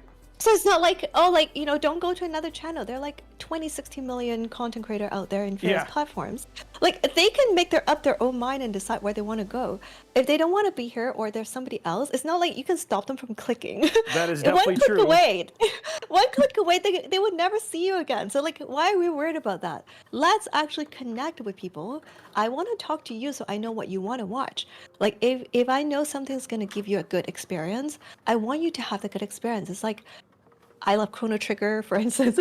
There are games that like, you love that, like something that you think of like nostalgia or whatever, maybe you talk about like 10 years later, like, oh, that's such a good experience. I met that great person. We had this good conversation. That's what drives me. Sorry, I'm talking fast right now, so I'm so excited. Oh, no, you're That's fine. what I'm You're passionate fine. about. I love connecting people to an experience that you would treasure, you would enjoy. Right. You can think back and that's a good time. And that doesn't mean it has to be at my channel, and it's entirely okay. No hard feeling whatsoever. If you're like, hey, like today I want to hang out with you, Ari, but like tomorrow I want to watch someone else, yeah, go for it. Like, Yeah. there's nothing wrong with that. I'm happy I've connected you to a person. I've connected so many people to different streamer, and when I go to that channel, I see them there. That only brings me excitement. It's not like, oh my gosh, like they left me and go there. Like if they have a good time there, like that's okay. all that matters, right? Yeah, exactly. Right? That's okay. And you're not wrong. I think the other thing too is like the other thing, honestly, I'm not streaming all the time, and sometimes people are just in moods for other things, which I think is great. Exactly. So, okay, let's put your PSU in, and then we'll go ahead and get your AIO in, and we're actually getting really close to being done. So, there we go. Okay, this is that fun PSU that I was telling you about. That's gonna be pretty easy for you to basically, install stuff in and be able to, if there's any issues. I haven't actually got to use this inside of a build, so this is new for me. It's got a funky box, but I really like this PSU.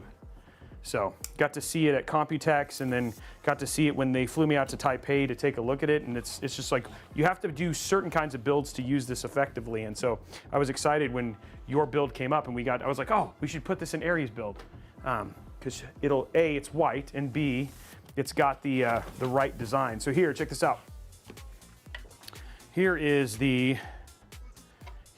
how the PSU is. So normally in a PSU, you have all of the connections here on the back, but this one, because this is a dual chamber case, when I pop this in here like this, which we'll figure out how to do here in a minute, but you can actually see that it sits so the PSU connections can go right inside just like that. So we're gonna get this installed correctly because I just gotta take this sheet off, but you can actually see that it's gonna make it really easy to just plug in all the PSU things right here, which I think is gonna be pretty cool. So I just gotta take this little faceplate off, and then we'll be able to install this normally, and it'll make it really easy should we have any problems like, oh, are your cables loose or whatever it was. A lot of times it's hard to see those cables. But with a PSU like this, you won't have that problem, which I think is awesome. Okay, so we're gonna take this out, and this will let me do the normal size PSU. Yeah, and guys, the nomination for the PC, if you're interested, it's gonna be about 3 months from now. And actually here, let me show you here we can show you the parts list. So here is... You do have a question after you have time. Yeah, so here is the actual build that we're gonna be giving, that Airi is gonna be giving away. And there it is, it's a Ryzen 7 9800X 3D. It's got an ASUS TUF Gaming B650, B850M plus Wi-Fi. It's got an ASUS TUF GTX RT, it's got a TUF 5080, so it'll actually match the brand, which I think will be great, which makes it easy. And then for the SSD, it's an MP600. It's only a 2 terabyte drive, right? So again, still very awesome. Lots of storage space there. We've got a Corsair Dominator. It's only 32 gigs of RAM in this one. And then we have a same AIO, and then it's an RMX Shift 1000 watt PSU that we're gonna be putting inside of that, which I think will be awesome as well. And so this one will actually be black, so it won't be exactly like Aries, but the specs outside of CPU, GPU, and all that sort of stuff is actually very, very similar. So this is going to be the build that she is going to be sponsoring and giving away later on. So yeah, there you go.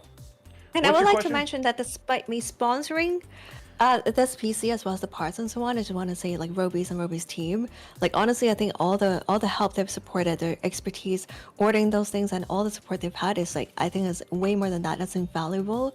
So I think despite me sponsoring the parts, I think like Robey's team is basically just an equal part, if not more, of doing all of that. Like all the videos and all those things that they actually support it is absolutely incredible. Definitely couldn't have pulled this off without them. And yeah, they're just amazing. So I want everyone to definitely thank Robey and them for doing this. Well, we wanted it. I mean, we see good causes, and we obviously want to be a part of them. So it's like, it's the least we could do. And, you know, at the same time, like also making sure that you have the build that you need at the same time, right? We wanted to help there as well. So, you know, it's all part of I don't know, doing what's best in the end, right? Like that's what we want to do. We want to do what's best for the people we do this. You know, like this brings joy. Like what I'm doing right now is going to bring joy to people. It's going to bring joy to you, and I want to just make sure it's perfect, right? And so the same thing is for the giveaway, right? Like we want to make sure we choose the parts and that, you know, the right people see it and do the best we can to make sure that it becomes as widespread as possible. So we can make the biggest difference. I think that's always the win. So did you have another question, Ari, or was that your question? All right. My question was more so like, so for me, for somebody who doesn't know anything about PC, for instance, so let's say if they have a budget, so let's say if somebody's like, hey, like I have a budget, I had to do that, what would be the more important thing to, like, let's say spend the money on? Like if they can only get like kind of mid-tier certain things, maybe they have budget for like maybe one higher end thing, like what would be the most important in that case? Okay, well, so the question always comes down to what you're going to do with the PC, right? So if the primary objective is gaming, then obviously GPU is going to end up being, and its resolution. So I hate it because it's never that simple. So like knowing what you're going to do with the PC is going to be super critical, and then at the same time having quite discords like our Discord, Linus, Intel, AMD, and asking questions. There are lots of healthy places and healthy communities to ask those kind of questions. So let's say, for instance, you're going to do gaming and you're going to get a mid-tier system and you're going to game at 1440p, which is usually the resolution that we recommend that people basically game at, because that's the resolution that's going to use your CPU and your GPU at the most.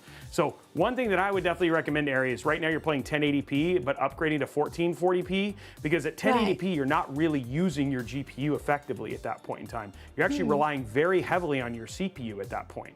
Oh, I see. And so, but if somebody, say, for instance, they're going to use that PC and they're going to be doing a lot more content creation, a lot more video editing, things like that, and they're going to use Adobe Premiere, then the CPU is the better place to spend that money, because that's going to do the majority of the work. So really what you're going to do with a PC is super critical to decide what's going to be the ideal place to spend the money.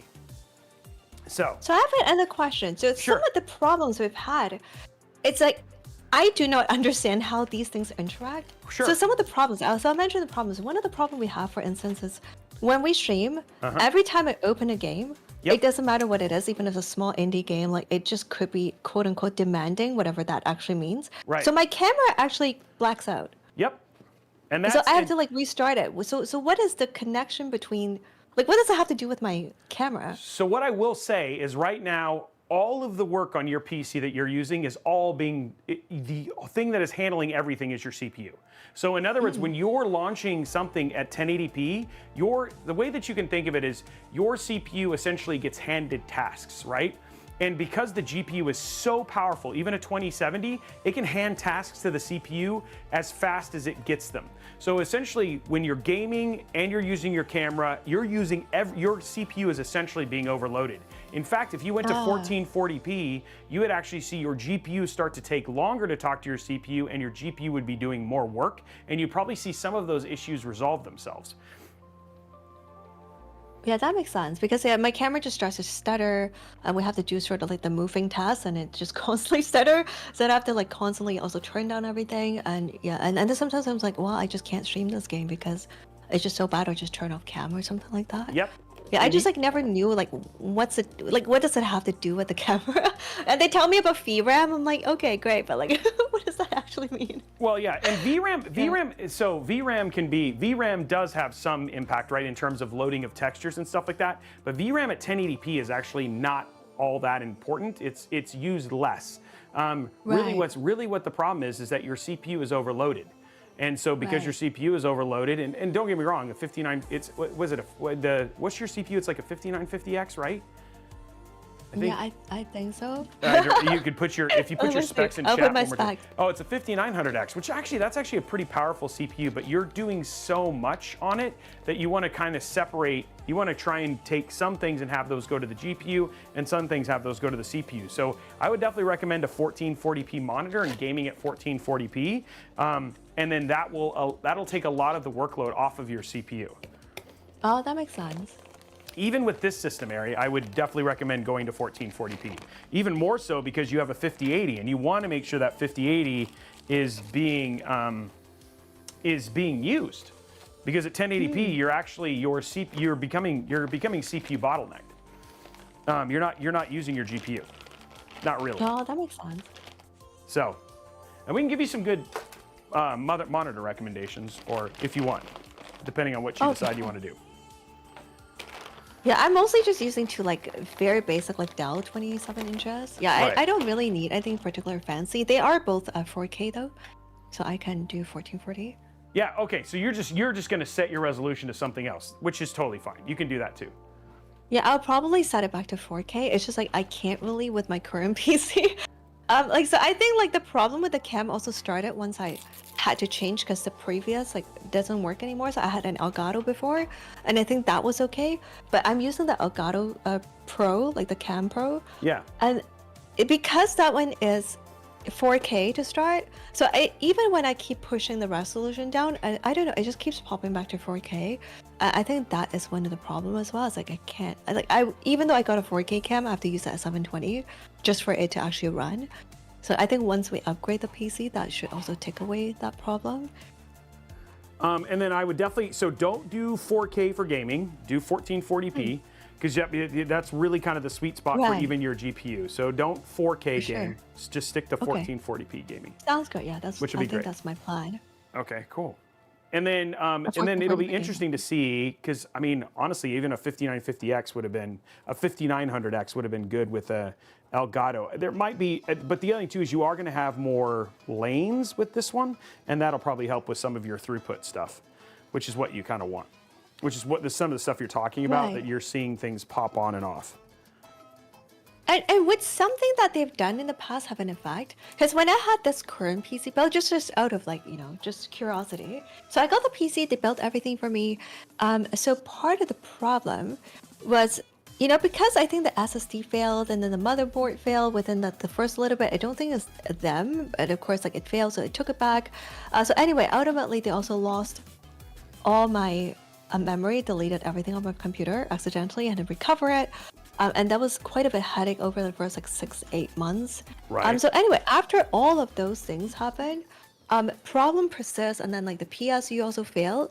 So I wonder if those things, because they left a lot of like recovered file, like I don't know, at some point I just thought like it's because like there's so much junk on my computer as well that they never removed, and so like it's probably affecting the rest of the computer. Would it be because there's just so much stuff there? Recover at like 20,000 files that I had to like rename and search.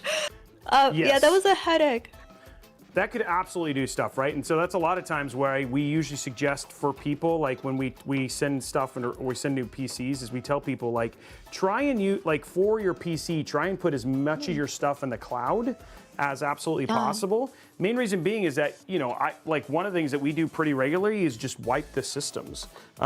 Because a lot of times just wiping Windows is just kind of bloated, right? And so and as you install programs, etc., like one of the best ways to just make sure that you're in good shape is just to make sure that you start with a clean build of Windows. And by putting most of your stuff up in the cloud, like when you do that, it's gonna impact you a whole lot less. Now, for streamers, it can be a little bit more difficult because like stream settings and stuff like that, but that's one of the reasons I use Streamlabs OBS, is because all of my stream settings are saved to slobs via their cloud stuff, so I don't have to necessarily worry about, That's what I used to, and I'm feeling better about it, because like I've always kind of like feel like there's judgy eyes when you use Streamlabs. But I've always had it. I feel like it's easy. When I need to switch computer, whatever it may be, it just automatically imports everything so easily. And it's more user-friendly for me as well. Like for someone who's like never really known Twitch or anything like that, or streaming, I kind of set everything up myself. So like that was like the easier one to use. Yeah, and then, you know, somebody was saying, SirenX is saying, well, or you could do backups. Backups are always a good thing too. Backups exist on cloud devices automatically. But I mean, if you want to set up like a place to do your backups and things like that, you can absolutely do that. And we have things like NASA's and stuff like that that can be part of that. But for the most part, I mean, cloud, they're usually triple redundant on Google Drive, OneDrive, and you know, things like that. So if something were to go wrong, even if you accidentally delete things, there's a lot of ways to get that stuff recovered. But yeah, you could do that too. I'm just more worried about security and stuff like that. Like I don't really have that many files. I really just have like game photos and all those things, like, and you know, my photos and stream things, emotes and things like that. So like I really don't have that much. A lot of things I put in my website as well. So I think like I might actually just get an external hard drive to transfer to the new PC and then factory wipe this PC. Yeah. And then essentially the other thing too is like you now have a second system that is more than capable of just being a stream system, you know, like a dedicated stream PC if you wanted to do something like that. Not saying that you need to, but if you wanted to, you absolutely could. Yeah, would just like a regular, like, I don't know, if I'm looking at Amazon, so let's say like a Seagate portable 5 TB hard drive, like external hard drive, that's something that's like good enough for that? For backups, you don't need anything. The other thing too that's and we're getting ready to do a test on this, but the one thing that's also really nice is, especially with the throughput of drives, is that using big drives like that to put all of your backup Steam games onto, instead of re-downloading them every time. The one thing that's actually really nice about that is that it can actually make it so your it's faster than pulling it right off of Steam directly because of how quickly it's stuff. So if you want to just have a big drive for moving for your games, you could do that too. But yes, that would be fine for backups. Yes, that would be a fine option. Sorry to answer your question simply, even though I went on a tangent. Good. Okay, somebody's asking about the giveaway. Who's a creator? So if you click the form, it should tell you exactly what it is. Yeah, so currently because like Twitch is my main platform, so we're only opening to Twitch creator, so someone who streams. Yeah, but if you click the link to the form, it should tell you exactly what the sort of criteria is. Like we kind of like set it in very reasonable. Like it could be someone who's part-time as well. I think 75 hours in the past like 3 months. It's like reasonable. It is stream more, stream less, and just however much they've streamed, like been an affiliate for a year. We wanted to go to someone who's like spreading kindness and who has been streaming and is planning to use the PC for content creation. So hence we've set it that way. Which is not, like I said, it's what she's requiring is not overly hard to do if you're somebody who is a streamer. And so this is for content creators specifically, just to be clear. Yeah, we actually thought about like open giveaway, but we kind of like, really, but you can't set a criteria at all. Like when you do that, it has to be completely open. But yeah, I really just wanted to sort of like help build a supportive culture on Twitch. I just wanted to see like, people uplifting each other. And we've been seeing a lot through like, for instance, Twitch Women's Guild. Again, I'm going to give Ash a shout out. Like Ash said hi, as well as Meadow. And everybody who's preceding, like Chelsea Bites, as well as Coco Confession. All of them have like really done so much to uplift other creators. And so we can have a safe space and so on. So just really want to, like that's something that aligns with us very much, is like celebrate other people. Let's celebrate each other and help uplift other creators and uplift other communities as well, no matter what you are. And I'm very much about like, I would like game devs, publishers, anybody, brands, to also treat everybody sort of like equally, not only like, only big creators get this attention. I'm also like an advocate for anyone who is a creator or community members as well. Yeah, I would definitely love to see like devs connecting with community, even if you're not a creator. That shouldn't just give you like a special status in that way. Of course, like it's probably easier to get the attention of them. But yeah, I would love like people, no matter their size and where they've come from, still get like sort of like that respect of like you spending your time. Let's say if you're playing a demo, a dev comes to you and is like, hey, do you want to play your game? Like I would love to see them actually genuinely connecting with you, as well as supporting you. It doesn't matter what your CCV is, like that shouldn't matter at all. It's your time is valuable. So I guess it kind of comes from that. We just want to be able to continue to spread sort of like love throughout like Twitch, and especially like the creator.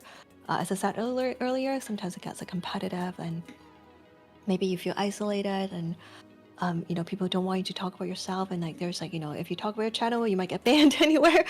So we kind of want to start at least with our community everywhere that we've seen, to show other people that like, hey, like, we got you, we got each other. It makes sense, and I like it. And so it's and the other thing too is, let's be honest, there's a lot of just standard giveaways out there that people want to enter, and this is something that I think it's needed, right? And it's a great way to have people, to help. It can be life-changing to certain individuals because honestly, PCs are not cheap. So this is a way to help some struggling creators who in some ways are even going through some stuff that's similar to you, right? Where they can't do certain things because of their hardware limitations. Okay, so we have all of our AIO stuff in. Oh, I gotta connect one more cable. And then we're good. Yeah, I just feel like it would be more uplifting if somebody's like, hey, like, I think they deserve this, and you think of all the great things they've done. I don't know. There's just something special about that. Oh, I agree. So I think it's awesome. And I'm excited to see all of the people that are being nominated. There are definitely people being nominated already. And yeah, it's gonna be exciting to go through all the different options and choose somebody. It's gonna be hard. I wish we could choose everybody, right? That'd be the best thing. Exactly. We can give everybody a great PC. That'd be amazing. But unfortunately, that's not the way it goes. And I would like to make sure everyone, I did post about it as well.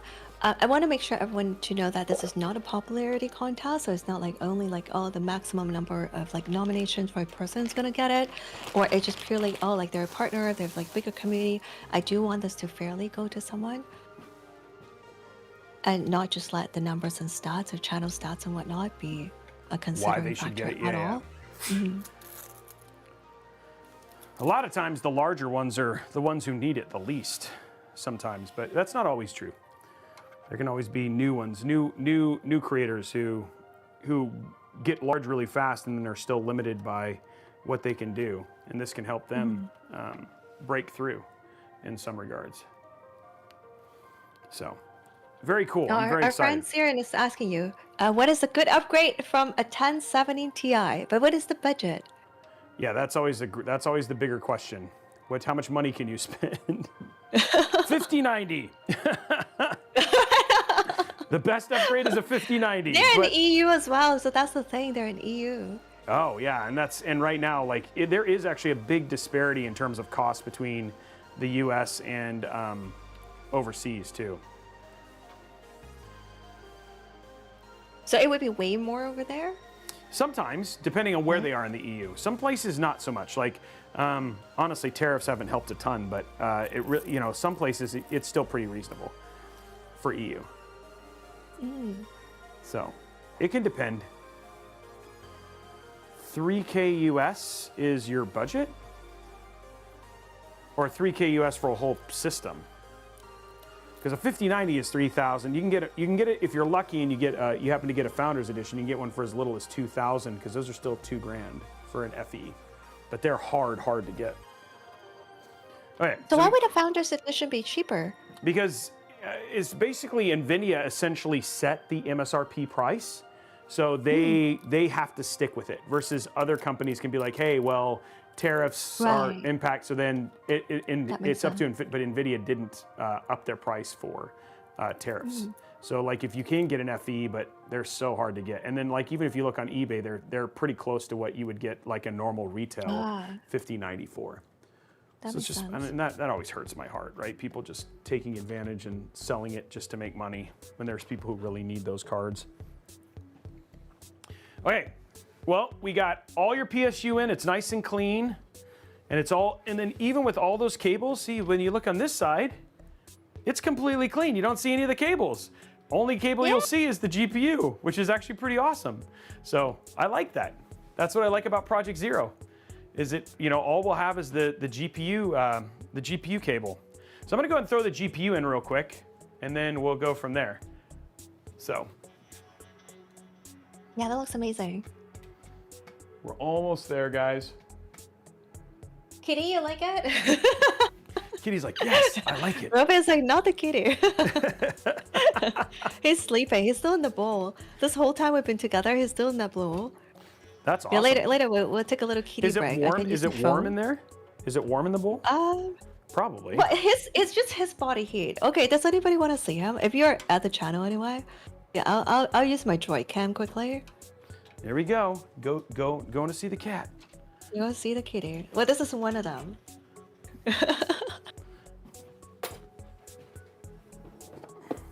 That's okay. They're here for the kitty anyway. They're like, we're not even here for you. That's how it goes. Like once you have a cute kitty, yeah, we actually have a command called a filler. That's funny. Anyway, I'll just put it here if you haven't seen it. Wait, does my command actually go over? Some things go over the stream together, some things don't. I don't know if you can see my filler command. I'm gonna see. Hold on. Let me see what we see. Hold on. That's okay. I can ask the community to see.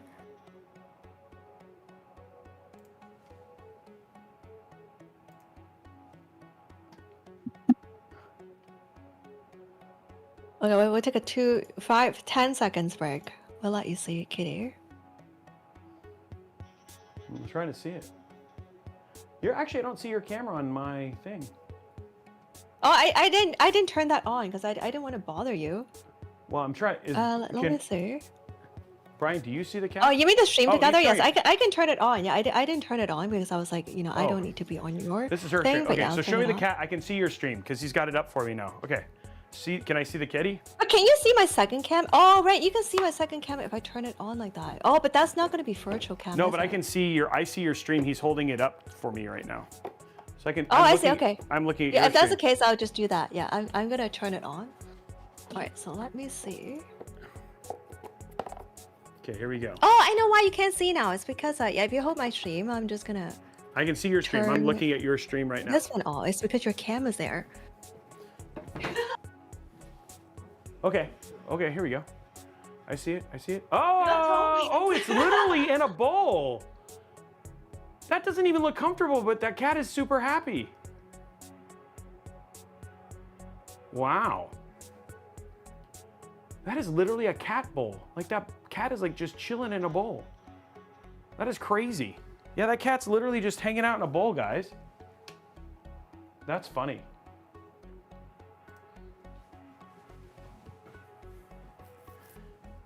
Okay, let's get. I know, dude. The underside is so funny. Oh, he's comfortable like that. He's very comfortable. That's crazy. I don't know how he's comfortable like that. He just loves it. He is absolutely a bow cat. He's absolutely, yeah. You're not kidding. Like at first I was like, what does he mean? What does she mean? And then all of a sudden you're like, no, look, that cat's literally in a bowl. Cats are liquid, all right? Apparently. And he's a good boy. Yeah, he's a pretty good boy. Yeah, he used to actually, like when I was still in Toronto, because it's like a 1-bedroom apartment, so like not too much space. It's kind of like an open space with kitchen, everything open. So I just stream kind of like in the living room. So like I would have this stand with a bowl, and he would always sleep like 4 or 5 hours when I'm streaming. Right. And whenever he wakes up, he would just walk over to me on the desk and walk into my lap for belly rubs. So that's kind of like a big part of the stream as well. Ever since I have him, like every day, like 3-5 times a day, he would just walk into my lap like And he's like, for yep, 10-20 it's time minutes for belly, rubbing his it's time for belly. belly rubs.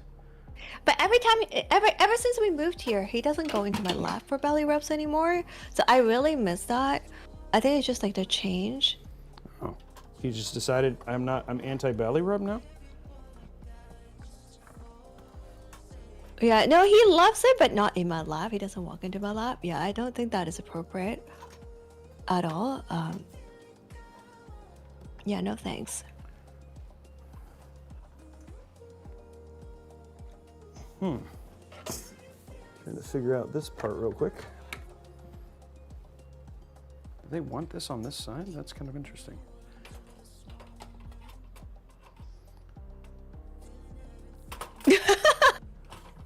This is our cat.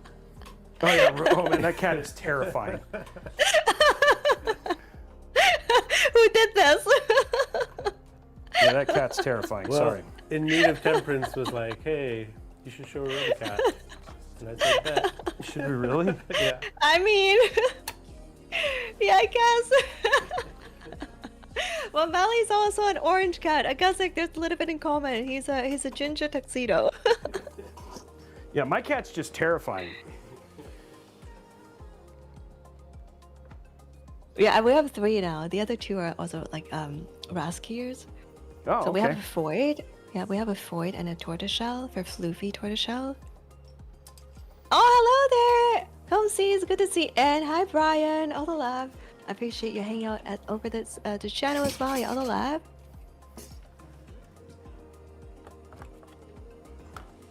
This thing has been a little weird. What did I just walk into? Oh, yeah. They're like, what did I just walk into? Help.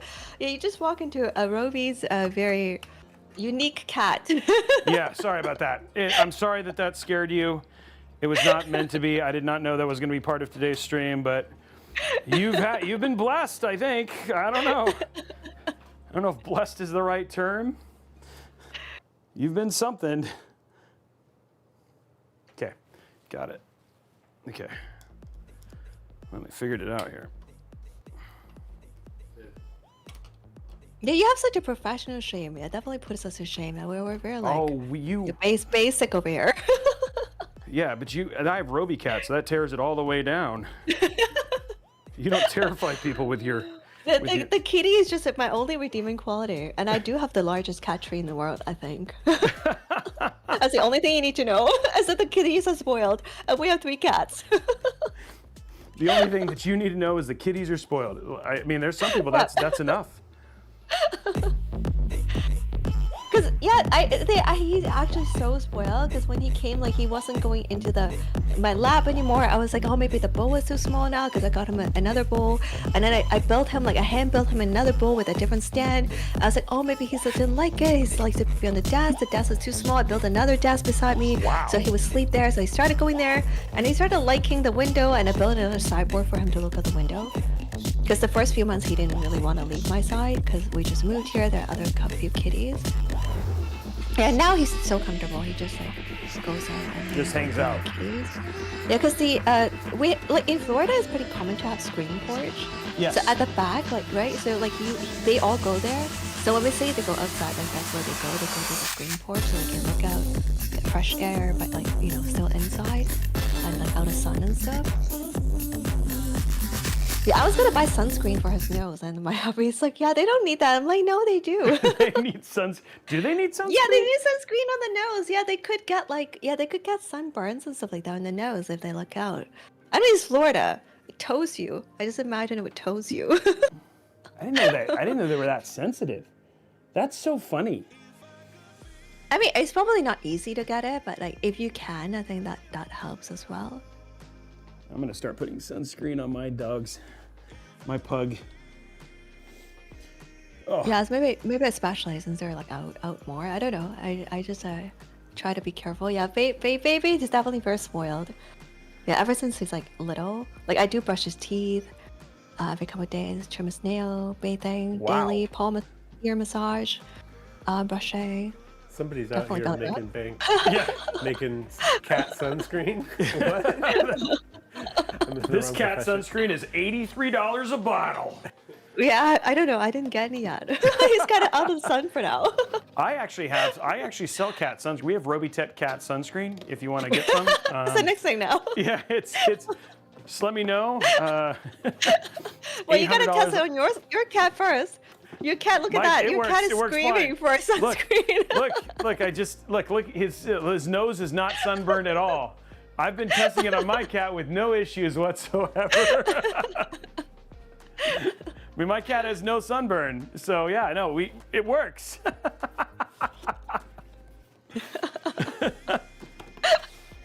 Oh man. Yeah, they're very happy. No sunburn. Yeah, exactly. Yeah, I do love kitties. I had 2 kitties that I brought up from like 4.5 weeks old in the past, so I guess I'm pretty familiar with kitties. Yeah. Okay, we have one more part to put in. Everything else is like the GPU. Look at it. The GPU's in now. You got that one cable. That's the only cable that I think you'll actually have 2 little cables that you'll be able to see, but it's all we have left is just to do the. Nice. All we got to do now is just put in the AIO, and then we're essentially done. And in the back actually also looks pretty nice too. We try to make sure that, there you go. So there's your back. So again, still cleanly cable managed. So we want to make sure that it's really easy to kind of get to the cables there. But yeah, again, wanting it to look clean both in the front and the back as well. So try to make sure that it looked good all the way around. It's a full-blown, full meal deal here when we build PCs. Oh, they want close up. Oh yeah.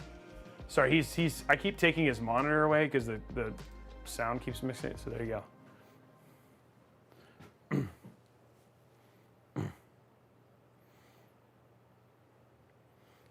So let's go ahead and, I noticed one part's not straight. There you go, now it's straight. That's a pretty clean PC. Oh, I think so. The Robey is the expert. Oh, you almost said it like in a question. You're like, ooh, that's a pretty clean piece. That's a pretty clean PC? I'm just reading it out. I'm just reading it out. I'm sorry. I'm reading messages. Don't mind me. Yeah, I have zero intelligence when it comes to like PC stuff. Oh, so Sirion X, if I was going to recommend an upgrade from a 1070, I'd go to a 5070 Ti at that price. So you should be able to get a 5070 Ti or a 5070 for that price. Or the AMD AMD Radeon 9070 XT. But I feel like if you can get a 5070 Ti, that's the optimal choice.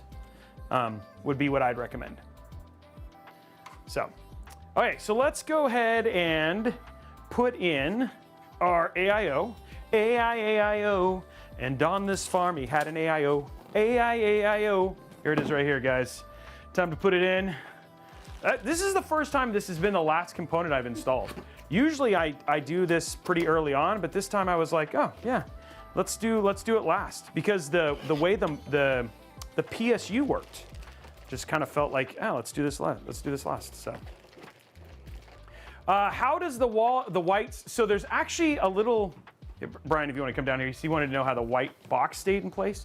There's actually a little metal clip right here in the corner. So I'm just basically sitting it right against that white clip right there, and that's what's holding it. It's holding there. And then it's also magnetic, so this is magnetic. So it's almost like just a nice natural place to basically sit it. Oh, that's so cool. Yeah. Sometimes, I mean, one of the things that I love is cable management, because it's kind of a neat way to kind of be OCD. And it's also like puzzle solving, so you can just spend a ton of time just kind of working through and figuring out, how do I make this look the best? And every PC build that I do is different. So it just becomes almost like a, I don't know, like a therapeutic way to just kind of figure out how to make something look good. And every PC is kind of like that, because, you know, it's like, the one thing I really like about getting to be a PC builder is every time it's like a different Lego set. And it's just, you're just putting all these different parts together, and the creation every time is just a little bit more unique. Like, I haven't ever built a PC like this. This is a 1 of 1. This is an AIRE special. Now, I mean, I could build another one, because somebody else could be like, oh, I want the exact same PC she has. And it's like, okay, cool, well, let's do it. But for the most part, this is like, you know, I've built 1,400 PCs, and I haven't built this one before.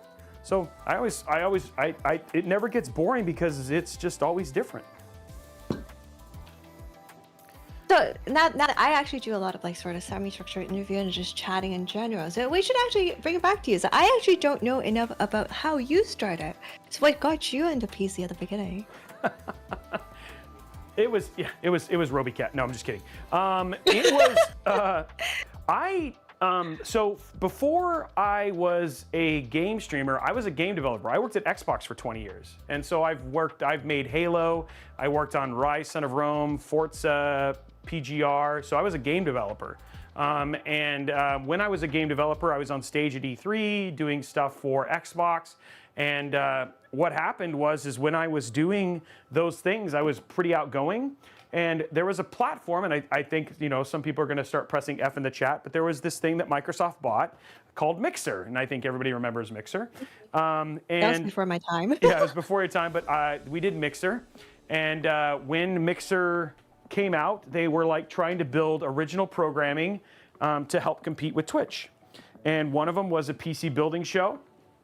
And what I was doing before then is I was running this thing for Extra Life. I was doing a charity stream for Extra Life for Xbox. And that's where I kind of found my passion for PC building. And they were like, hey, Robey, we should run this show called Power Builds. And we'll have Newegg host it. And you can, why don't you build a PC once a week, and we'll stream it on Mixer. And I was like, oh, cool. And so we did that for like 2 years. And then what happened is that Microsoft signed this deal for a little streamer called Ninja. And all of a sudden they didn't have any money for original programming. And so they were like, well, we're not gonna do that anymore. And so, at the time, Newegg was like, you know what, you're actually pretty good at this. What if you started your own streaming channel, and we sponsored you, and we got Mixer to put you on the front page every time you went live, and we'll just sponsor you doing a build a week. And then in about 8 months, I went from, I ended up with a massive following, about 100,000 subscribers on YouTube. And like on the 20th anniversary of my job at Xbox after finishing Halo Infinite, I decided, hey, why don't I go and become a content creator now? So that was about 3 years ago. Yeah, I've been doing this for almost 3 years. So full-time 3 years. And so since then, it's just been about building PCs. I think we're now at what, 300, we're about almost 1 million across everything. In terms of followership and stuff like that. So that's what got into it. That's how I became a content creator. And it was never... But you already had the expertise of like the PC before that happened, right? Yep, I just... Like you already always known about it? Well, it's really funny. I went back and upgraded the first PC I ever built, and I made all the fans wrong. And what? No, it was the, oh yeah, this is the first PC I ever built for myself, but the one that I did as a commission to a friend of mine, and it was very bad. I did a very bad job. And then we re-upgraded it and I made it better, but it's pretty funny. I've learned a lot since then about how much I didn't know, but I think that's the thing is like I live a channel that people make mistakes, even people like me, and that, you know, it's to be learning, and this is a safe space for people to learn, and it's been really awesome to get to do that. And since then. So yeah, that's how I kind of got into it. Cool. Yeah, thanks for sharing. It was different. But it was super fun. And thanks so much for offering, Sonic. I think I'm okay. I think, like, to be honest, like, if I had wanted to learn about it, I probably would have. It's just like you have like your interest and passion. Yep. Mine is more in like mental health and things like that. So it's not like I can't learn it. Like I would be capable to learn it if I wanted to. But like, this is something I just feel like, you know what? I'm just happy to leave it to expert. You know, they know what they're doing. Right. So yeah, right. this is not where I like really passionate about putting my time in learning. That's why I haven't. And I'm okay with not knowing about like the difference between VRAM and RAM for the rest of my life, as long as someone else does. So I'm okay with that. That's just like not like something like it just kind of goes to my brain. It just goes out the other way because like I just like feel like I don't need to know that, you know. It's and not someone important. else can know. Right. I know. Exactly. It's just like someone else has done it, so like we can know that. But I think like more importantly is just. I think what I would need help with once I get it is I'm going to try to set up all the software and the audio. And if that still doesn't really give me good, clean audio, especially when I set up the Shure and all those things, then I would probably need to bring a person in to help me set that up properly. Yeah, it's interesting, right? Like I think there's eventually a point, especially for audio, where mixers end up becoming a large part of doing that correctly. And it made my life easier when we were using a mixer because the mixer handled a lot of the things, and then all the PC had to do was deal with the USB input. But it's not, audio is not an easy thing. I'll just be transparent. It is not the most straightforward thing in the world. And I wish it was. Yeah, so, I think we for something like that, I might actually need an audio engineer to take a look. Right. Because if I need to talk like just a regular mic, maybe using this one, and then we need maybe one for the singing and that. Like I might need, I just might need someone to actually physically be here to see it. Yeah. And I've had to do that a couple times where people are just like, "Look, I just need you to come out here and look at this and help me figure out why is this not working." And you're like, "Oh, let me help you." And then you come to find out, "Oh, it's this or this or this," you know. So, yeah, it's not always straightforward, unfortunately. Okay, now I'm trying to figure out. All right, let me make sure I have your Discord. Actually, I don't think I'm in your Discord yet. Can everybody post Robey's Discord? I don't think my command goes over. Let me see. Oh, it does go over to the other side. Oh no, because you typed it. Okay, perfect. Okay, let me join it there. Like magic. Okay, there it goes. Okay. Okay, let's see. This is always the fun part where this is why I only do one screw because I got to figure out where all of this stuff goes. Okay. This is the little part of where I'm trying to figure out how to connect the last little bit of this. Okay, I'm in your Discord. I promise I will not cause trouble. You can cause trouble. They always like trouble. Troubles. Blondie, if Blondie who's our community manager, isn't working hard, then we haven't done enough. So please go in there, cause trouble, cause mayhem. She needs to work more. I don't know. Our community's called the Trash Panda for a reason.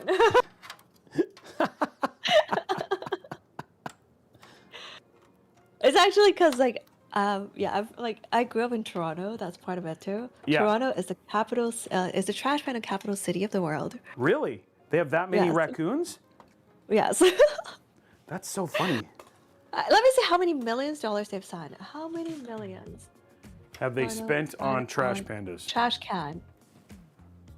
It's like a substantial amount. I remember they spent $31 million. Yes. So in 2016, the city spent $31 million Canadian on raccoon-resistant organic green waste bins. Guess how long it took to get them in? How long? How long did the raccoons take to open this $31 million trash can?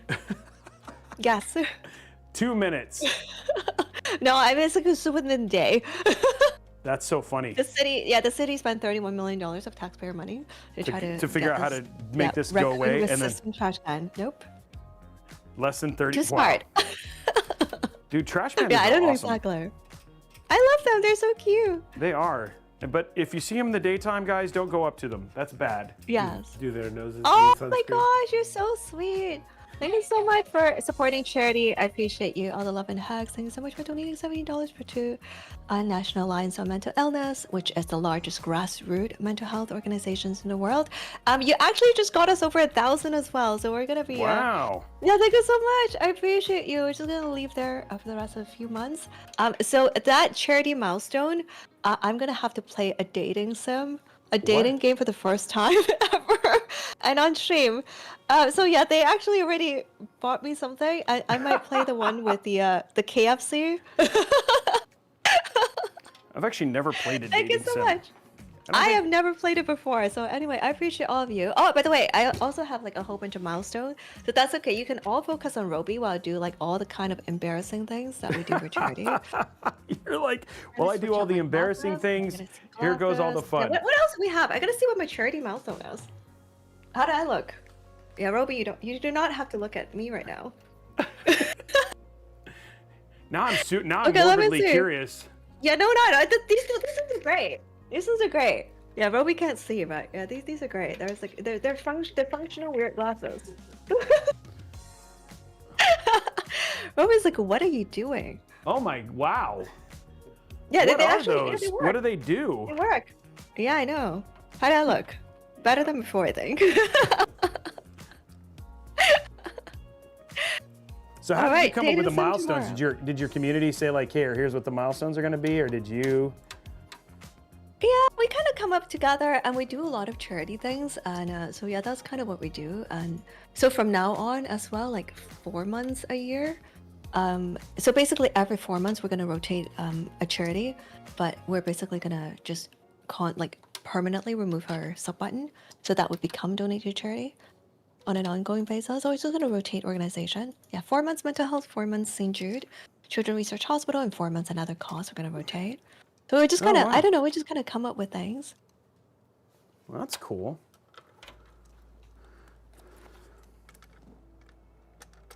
All right, I gotta see what my milestone is as well. Okay, let me see what I owe you. What I owe you? If I can see that is. Let me see what I owe you. Very nice. Thank you for supporting. Okay, let me see. It's in the Chrome tab. Sit next. Yeah, so that's good. Yeah, we're gonna do some singing later too if we ever get there, but it's okay. Yeah, they actually added one. They were like, Aaron needs to yodel for your yodel for the Yodel? communities for 3 minutes. Ooh, are you good at yodeling? No, but like I guess I could sing and just be silly in general. Some people take yodeling very seriously. I won't do it today at Robey stream. I was just like telling him at the beginning of like, yeah, I don't want to embarrass you, but I probably do anyway. I think you do not know me well yet. I embarrass myself, so you can't embarrass me. Like we can be very like, you know, like very formal and things like that, but generally I'm super goofy as a person. So. That is okay. Okay. Robey was born without any shame. Yeah, I was born without shame, so it's all fine. I didn't know that about you until the cat. Yeah, the cat has definitely brought us a new understanding of Robey. One time, so RT Final Boss, who runs our Robeytech studios, he was wearing it when we went to ice cream together, and this lady looked. He was wearing a shirt. He was wearing he was wearing a shirt that has Robey Cat on it, and she goes, "Is your face on his shirt?" And I was like, "Oh yeah, sorry." It's pretty funny. Okay, let me see. So Saturn would like to know, is it open, like how much you charge for building a PC and things like that? Like I wouldn't know. Is that something that you openly share? We have a. If you go onto our website, it has it's all there. And all in all, we try very hard to make it as inexpensive as possible. Like just because we have to like do some things right, just because there's people involved. But yeah, it's not. We try not to make it too bad. I don't know if I like this. This is going right now. I think I might. Do I want to go something longer? But longer might not. You liking the goofy eyes, Nikiti? Yeah, if anyone hasn't already followed Nikiti yet, again, go give them a follow. They're absolutely wonderful creator and always uplifting other communities as well. And I'll give you another shout out here. Yeah, you like this? Yeah, it moves. The other one is a little stuck, so yeah, I think I need to like put it properly. What if I go down? Yeah, it has to get like fat into the thing.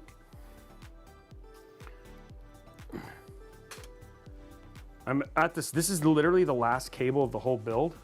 Anyway. I'm trying to decide how best I want to do this. So like there's one cable, and it's this one cable, and I'm like, this is not going the way I want. I can read the Raz. I was covering a little bit. Does she know you row with Alex? Who's Alex?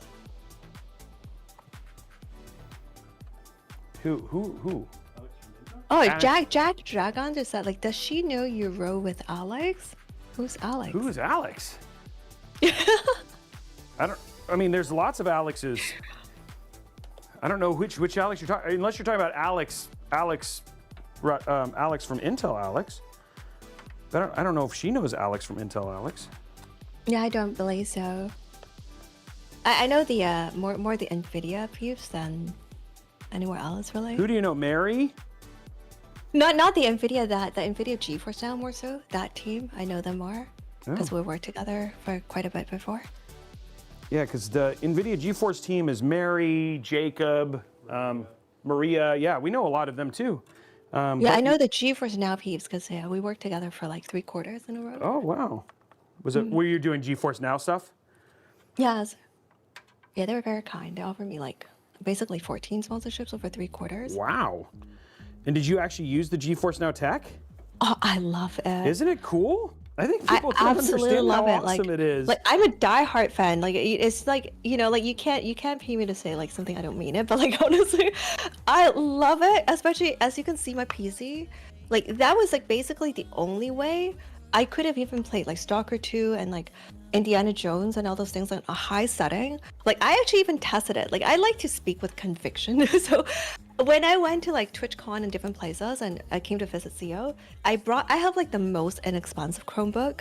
Like I actually didn't even know I got a Chromebook. I just got like a computer off like Amazon. I was like, you know, it's a laptop I travel with. Like I just need the least inexpensive. So it's like a refurbished laptop.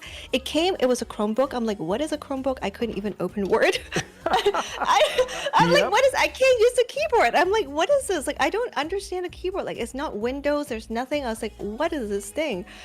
So like, I was like, oh, whatever. I'm just going to bring it on my trip. And I was able to play Stalker 2 and like Dark Pictures Anthology, like at highest setting, as well as like Indiana Jones as the highest setting, which my 2070 could not handle at all. So I was so impressed just cloud gaming. It's because you're not using your own PC. Yeah, like you're honestly using theirs. saved us so much. Even now, Dune Awakening, I'm playing GeForce Now just because computer just like I can either play low settings or max it out. So why not? Yeah, like I want to play it I want to play it the way the developers meant for it to be played. Oh, you bought them the glasses? Oh, these are for fundraising for St. Jude and like various charities. Oh, they're asking about the glasses. Sorry. Oh, you're okay. I tried to catch up. Okay, I'm gonna move that up now. Okay, we're at the end. Expedition 33 singing Goofy Eyes. We can do that after Robey finishes that. Yeah, I don't know that they want to hear me while we're streaming. Why? This is the joy. Why, you want to hear me sing? Let's hear it. Like, I'm loud though. That's okay. I have a volume button. Okay, fine. Okay, we can. Are we gonna do this? Are we really gonna do this? Okay. Let's do it. All right. Okay, I'm gonna have to open my wave. First, we'll add a little reverb. And I have to turn out the voice focus. Okay, it might sound terrible because like the mic might not actually be able to handle it. We'll see. Okay. It might peak and stuff. I'm easy. All right. All right. You Have you know played Expedition 33 yet? Yes. Okay. Yes, I have. It's so good. Okay, we're actually gonna do a testing, but if it sounds terrible, do let me know so I can actually adjust accordingly. Okay, sure. I will absolutely.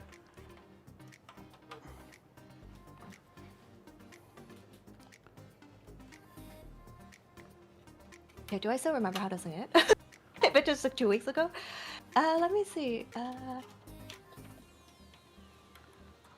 I'm gonna turn this down anyway a little bit. I'm gonna be here. Yeah, hopefully.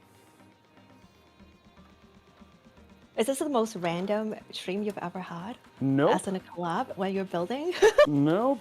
We had I'll tell you, the most random one was ZHC. He started standing in the corner and playing basketball. It was like weird. It was genuinely like random. If people watch like old school Mod Workshop, like way back in the day, people remember that stream. Like it was genuinely a weird stream. If you guys don't know who ZHC is, he has like 30 million subscribers on YouTube. And I was like, this guy, is he okay? But yeah, he was just really tired. And he was like trying to stay awake. So he was like playing basketball on his own in the corner. I'm like building a PC and he's not talking to me. I'm like, oh, okay, this is fun. Okay, I think I've got it. I think I'm finally. 1 second here. I'm just gonna mute for a second and I'll. You're totally okay. You're okay. BRB. What are you gonna do? While we do that.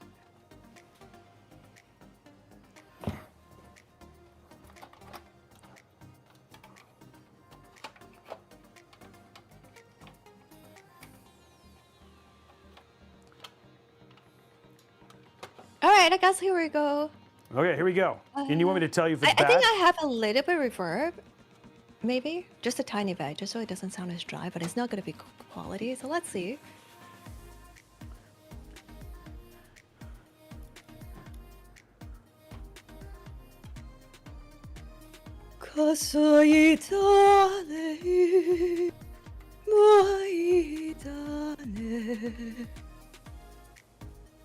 It doesn't sound bad.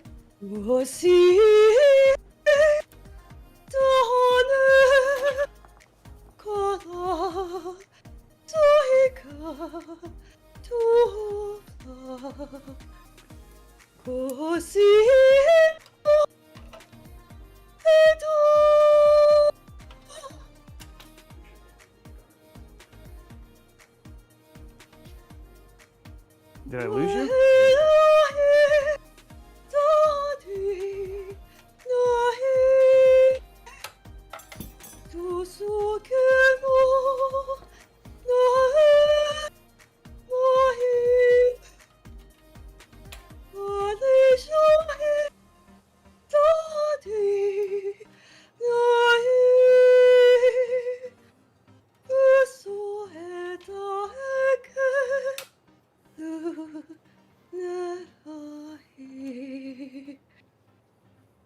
Wow. Should I sing the whole song? I don't know.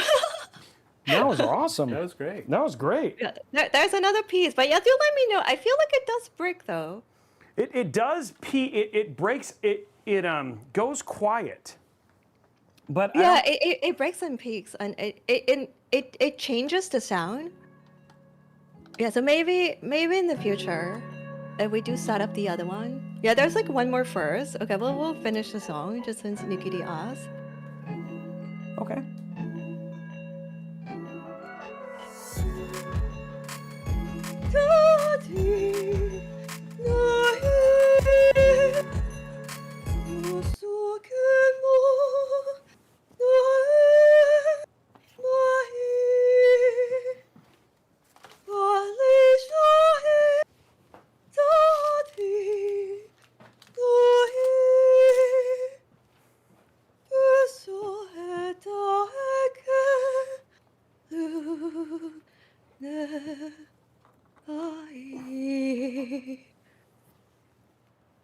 Okay, there's that. Wow, that was great.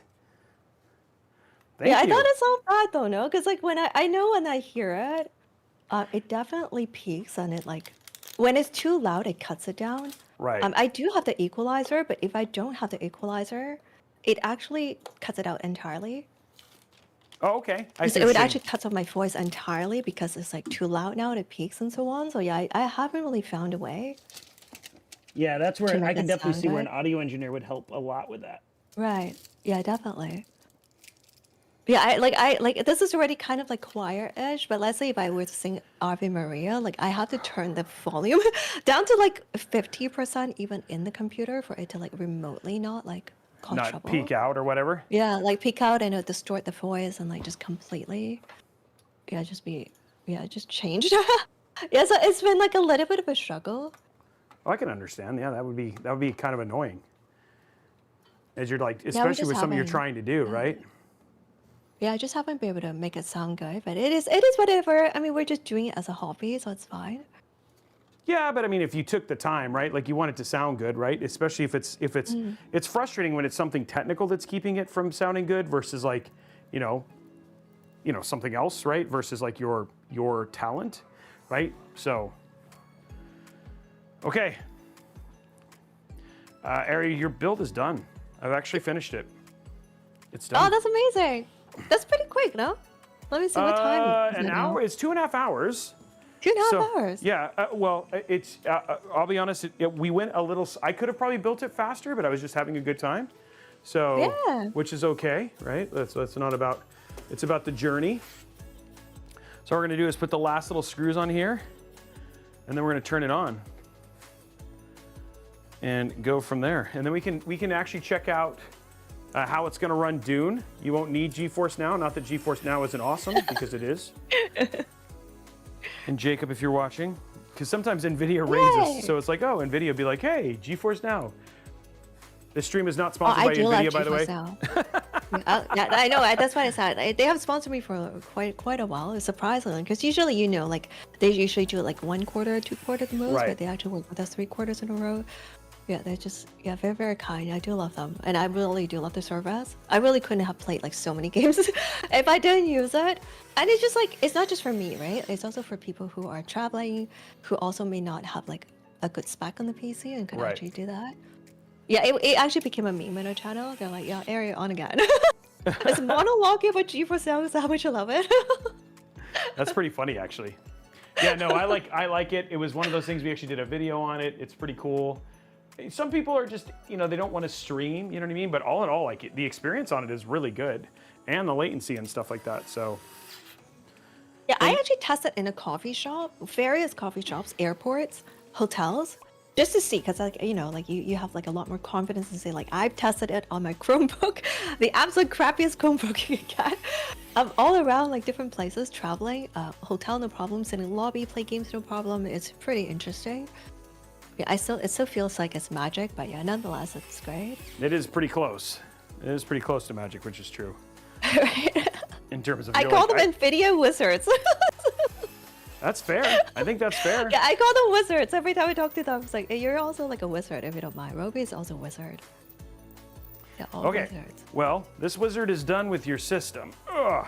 I just got to put it back together now, which is easy. That's the easy part. We've done all the hard part now. It's just time to get all the final bits on and turn it on. Oh, nice. Okay. Oh, your FPS? Oh, for Doom? It's all good. Yeah, I don't have the time. Yeah, I need more time. I need like 1,000 hours a day. Maybe Robey can help us with that too. That's what I've makes worked on that. It's ma- but I can sell you cat sunscreen. I just need 1,000 hours a day. Cat sunscreen I can buy. They're existing. Oh, I need to buy 1,000 hours a day. No, but you need to buy the Robeytech brand cat sunscreen. It's $1,000 a bottle, but it'll change your life. Yeah, we're sold. Only if it comes with that pillow, right? Yeah, it comes. It definitely, you get a free Robey cat with every order, for sure. I mean, why? Who wouldn't want to be? Exactly. Oh man. Maybe that could be your meme PNG tuber when you feel every Yeah, now and then. when I become a that could be a VTuber. channel redeem. Yeah. That could be a channel redeem. I would be worried because, like, it's like I don't want to know. Just like I'll be worried about the pictures that people would take with the cats. But you're probably right. It'd be funny. Okay. I'm gonna put this last little Velcro piece on, and then we can turn it on. I want it to be perfect. So there we go. Last little kind of bit of kill. Also a silly question. Now that I'm looking at this, like, so for instance, like, if somebody's like, hey, I want this PC, I want all of this, and I want this. So basically what you would tell them is like, let's say if it's like, it would be too much for a case, and like, oh, you can't get that. So do you kind of like guesstimate how much space like a computer would need, like Yeah, depending on the a parts. little bit, right? But I mean, like again, this one is like, I mean, the micro ATX case is like what we're kind of using here. They allow for a lot of hardware, right? So people can still do small form factor builds like this and be able to fit them in. But sometimes we were like, I want, you know, somebody might be like, I want four NVMe drives. You're like, yeah, well, with micro ATX you can get 2, right? So you're kind of limited. But yeah, we kind of guesstimate what they can fit, and that's where, you know, just expertise kind of comes into play. That we have, and it's not just me. I also have a team of people who will look at builds, right, and say, oh, well, because sometimes it's just like I'm not perfect either, and they'll be like, you know, like Araxis is a great example where I was like, hey, will a SFX PSU, do I have to use an SFX PSU or can I use an ATX PSU? Because there's a lot that kind of goes into choosing hardware, which is probably one of the most difficult things about our hobby is just where to start. And that's why we have so many build guides to help people, you know, build their PC and figure out what they want to do. And we build, I think I build in almost every PC. I build in pretty close to almost every PC case. So it makes it fun. Okay, we'll leave that off right now. Brian's like, yes. Okay, now I gotta use these fancy new clip things that Brian got me that he's very excited about, so I don't have to bend over anymore. Yeah, I have problems with the USB ports too. That could also be the problem with the sound distortion as well. Oh yeah. With the other thing, yeah, it's probably because everything's worn out and because I don't have enough ports. So I'm using one of those extensions, but they're probably not good quality ones. So yeah, anyway, I think we're gonna they come out. make sure everything is proper. Yeah, for sure. Well, yeah, we test it and all that stuff. We've already done some bench testing already, but yeah, we'll fully test it. Oh, I have 2 network connections. Oh, okay. I didn't know that. Oops. Hit the wrong button.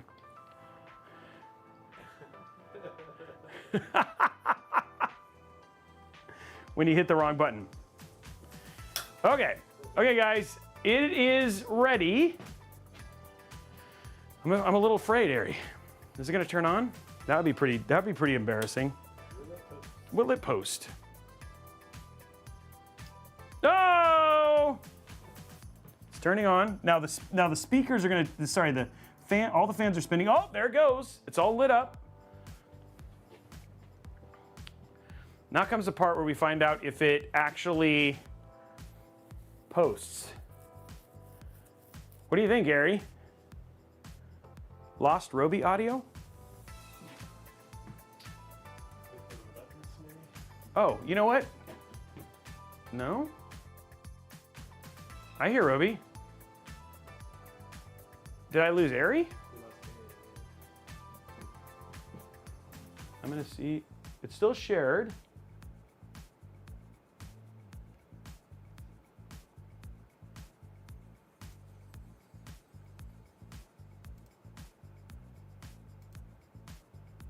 I do not hear her for some reason. It's just she says she's muted.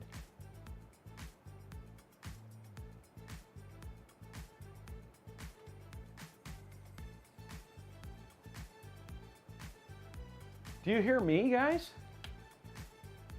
I don't think she shows muted.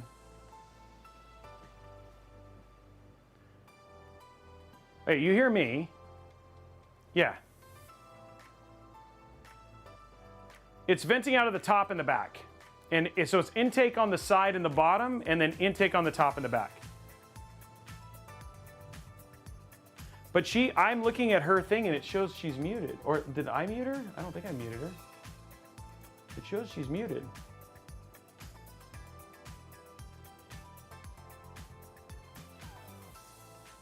Oh, Discord. Oh, did I do something with Discord? Oh, that might have been what I did. I forgot, she's on Discord. Did I mute Discord? Okay, let me see what's going on here. Yeah, well, that's right, we were chatting on Discord.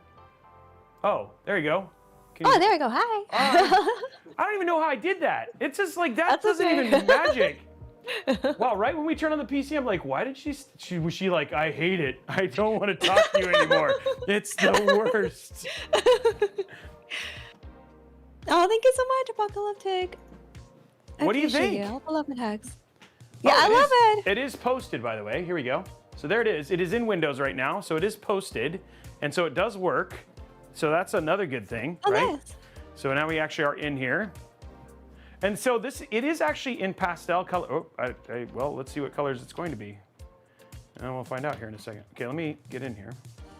How specific can you be with RGB colors? Oh, pretty specific. You have a lot of control. I mean, you can put in the specific hue and all that sort of stuff. So Oh, so you can even have the hex. yeah, you it can as- use as you can well? use hex and all that stuff. Yeah.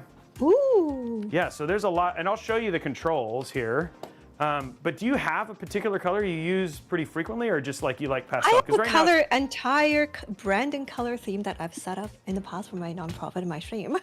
So I can give you, how many colors are we picking, I should say? well, I mean, like we can do something kind of, well, I mean, we can do a gradient, we can do something kind of fun. Let me see what we got here. Let me get there, and then we'll go from there. Okay, so here we are. This is your PC right now. Display settings, let's duplicate. Yeah, I can just send you the actual hacks, I think. Keep Just the changes, numbers. there we go. I read, come on. There we go, okay. Okay, so let's go to display settings, just change this to be a little bit less big.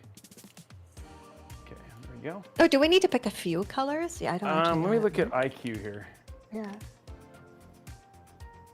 Okay, so we can actually do, oh.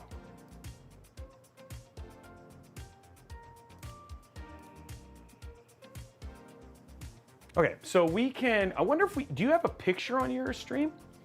I can just send you the actual number. Yeah, because I have a full branding color that like I can just post you. If you need Oh, more okay, do you want to just do colors, I one have color for now? Yeah, sure. If Okay. that's the case, I don't know. Yeah, maybe do the bluish, the first one. Okay, I will look at the color here. It's in Discord. It's in the Twitch chat. Oh, well, Oops, that's even I reposted Nikiti's name, so anyway, it didn't copy. So Oh, there it is, there it is, there it is. Nikita got Okay, a shout out. Yeah, this one. Yeah, okay, sorry, this one. okay, let's go to here. Let me try that. Let's go to add a mural. We'll do a static color next. Did I parts myself? So basically, I don't know anything about PC. I honestly just kind of like went online and I saw one on Corsair, and I was like, oh, this kind of looks good, and it looks big enough, and like I like how it looks with the dual chamber. So I just sent it to Robey, and then it said like, hey, like I want to adjust to maybe like 64 RAM, and we just want these adjustments. I just make it work so that like I can do the singing, multiple camera, and basically the rest like Robey has taken care of. So the one at Corsair was sort of like the base idea, but like again, I don't know anything about PC, so that was sort of just a. So it's like a base grayish blue. Yes, it's kind of like I love vintage colors. So it's like vintage pastel. It's color, I coming out a think. little white, so it might be a little too exact. Let me try this. Let me try the other one that you sent. F. Yeah, if not, I have one that's like 6E. darker. Maybe because it's a light, so it would be. 6E. Yeah, why don't we try this one? I think this one would be darker. Okay, this is like pink-ish. Yeah, maybe try this one. Yeah, this one could be. Yeah, I think it's maybe because it's a light. Okay, yeah. So let me try it would that. wash it yeah, out a it's, bit? it's really kind of washing it out a little bit. Let's try this one. One they're doing is 84 CFB. Is there one more character? Let me see. 84C CB. Oh, sorry, I have mistyped. 84CFCB. There you go. Oh, there you go. Okay, so that's like more like a, yeah, that looks good. There you go. Oh, I like that. Okay, sounds good. Perfect. There you go. Actually, years ago, I actually did this because I actually started my nonprofit for mental health in the past. Ultimately, because of the illness, I wasn't able to carry it too far, even though it was registered. Right. But these colors actually, something that I actually use AI because I indirectly worked with AI in the past. So to take it out from nature's photos I've taken around the world in the past. Oh, wow. Okay. Yeah, so this is how the whole branding color started. It's like Oh, yeah. nature's photography and just getting like colors from actual like nature inspired by that. And some of them I make a little bit more pastel. Okay, so we're gonna show you, here's the final version, and then we'll do the peel. And then we'll just run the couple benchmarks on it real quick, and then, but there it is with your color. And like I said, you don't see a lot of cables. Like a lot of the cables are hidden, so you don't, all you see is like the one cable off of the AIO, but everything else is all behind the PC, which I think came out really, really clean. So you have a very, very clean looking PC.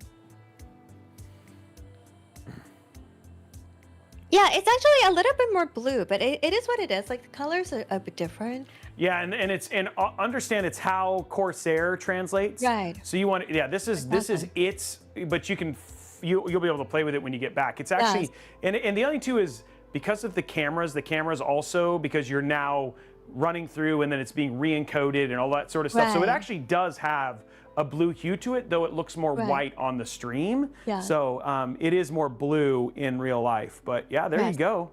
And it's more like green, I think, like the color it gave you. So yeah, that's the difference. It's more like a lighter pastel teal-ish kind of color. Basically, it's baby ducklet blue, but a little bit darker. It looks really clean, though. I mean, honestly, I'm just looking at it, and it looks very, very good. So, and it'll get B-roll and stuff. So when we do the cut down, so it'll be awesome. It looks so good.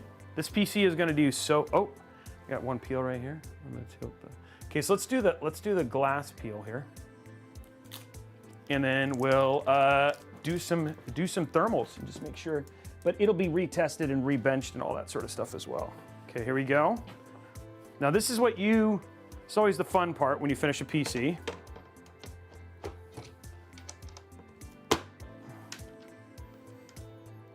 It's very quiet right now. Okay, here we go.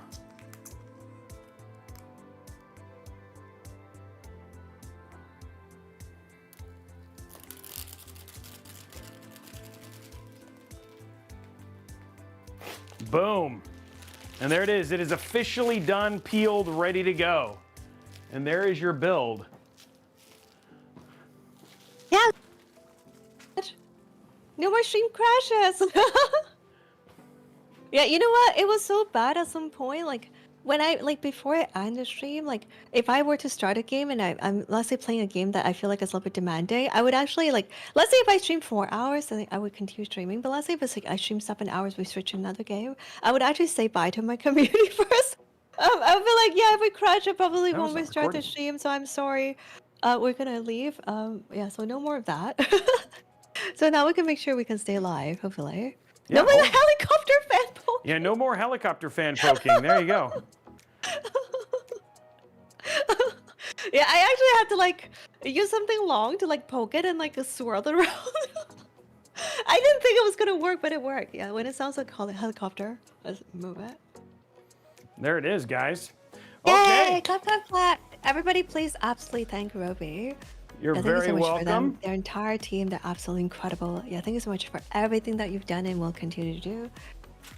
Okay, so let's just check thermals real quick, and then we'll take a look at the. Just make sure the thermals are good, and then we'll take a look at your just how it runs Dune, and then we'll call it. So here we go. Let's go File, Advanced Benchmark, 10 minutes. So we're just going to see how this goes, and this is just our way of making sure airflow and everything works the way it needs to. And yes, actually, that was part of the motivation, was when I actually did a Dune benchmark a long time ago, the first benchmark. It actually ran so poorly, I could barely load a room. I'm like, I need a new PC because I'm going to play Dune. Okay, so right now... So that wasn't the only reason, but it was a good reason. Okay, so right now you're sitting at 40 degrees right now, so it's all in all, let's just run it for 10 minutes. This is going to be under load. Let's see how this goes. 78, 80. Starting to spin up. It's very quiet still even. You can barely hear it. Yeah, but 83. This is like having no problem keeping this thing cool. It's not even getting that loud because of how cool it is. So what I'm looking at right here is Ari. This is this little circle. That's 80. That's your load temp right now. And then there's your Cinebench score right there, which should 21, 22, between 21 and 24,000. And then we could actually make it run it, but again, this is testing under load without much of a curve right now, so we could run it at a Right. higher speed, but there's no need to. This thing is not having any problem whatsoever. So there's your, it's sitting 85, it might get up to 87, 88, but this is under load. So this is if you were doing like rendering or something like that hardcore, so it's not having any issues keeping it Right. cool. So we're good Yay. there. Okay. So let's take a look at gaming real quick. We're gonna run up MSI Afterburner, and what this does is this is just gonna show us all the different temps at the same time. So we're gonna open up Dune Awakening. Make sure that this is all set up on screen. There's a testament to Dune Awakening. So good. You need to get a new PC for. Okay, so we're gonna show this on the override group name. Call it. Yes, it is. Hello there, Nathan. Yeah, I'm so excited. We waited for years for this. Yeah, we have lots of tech problems for years now, and I have streamed full time for like, we streamed like for 4.5 years, but we streamed full time for 3.5, maybe even 4 years now, almost getting there. So yeah, I just need something reliable and not like crashing and just acting strange. And I got no helicopter fan. No, they were like I'm not even joking. There had been days I was like, oh my gosh, I think it's gonna blow up. Like I literally hear like like these like with liquid sound, and it's like so loud, and the fan just started like getting jammed and like it starts shaking, and I'm like, oh my gosh, the PC's gonna blow up. Like there have been days I'm like, I don't even know if I want to turn on the PC. I was so worried. So I was just like, well, like I don't know what to do. Like I just get something to poke the fan and like swirl around a little bit just so it would start going. And I think it started overheating. So anyway, Wow. it's been kind of journey. I know I should have gotten this a long time ago, but again, I'm like, yeah, I just want to. If I can still use it, it feels like it's a waste. But like it is good. I think I'm very happy with the decision. And once I get this PC, I'm gonna reset, like factory reset my current one, and I have another purpose for it. You know what you're gonna do with it? Yes, I have someone who can use it. Oh, nice. Okay. Yeah, I was thinking about like dual streaming, but like I don't think I need another PC that's like a 2072 stream. Like I think this PC is gonna handle both. Should be. Okay, so we got that. So that's gonna. Oops. Let's go ahead and make sure that the on-screen display is there.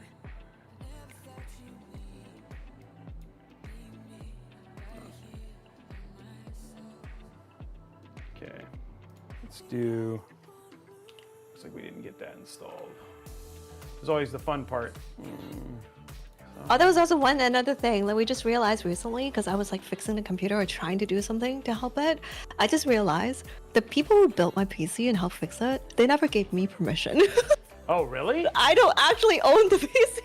I was trying to do some software, and it's like, you do not have like permission. I'm like, what? Why?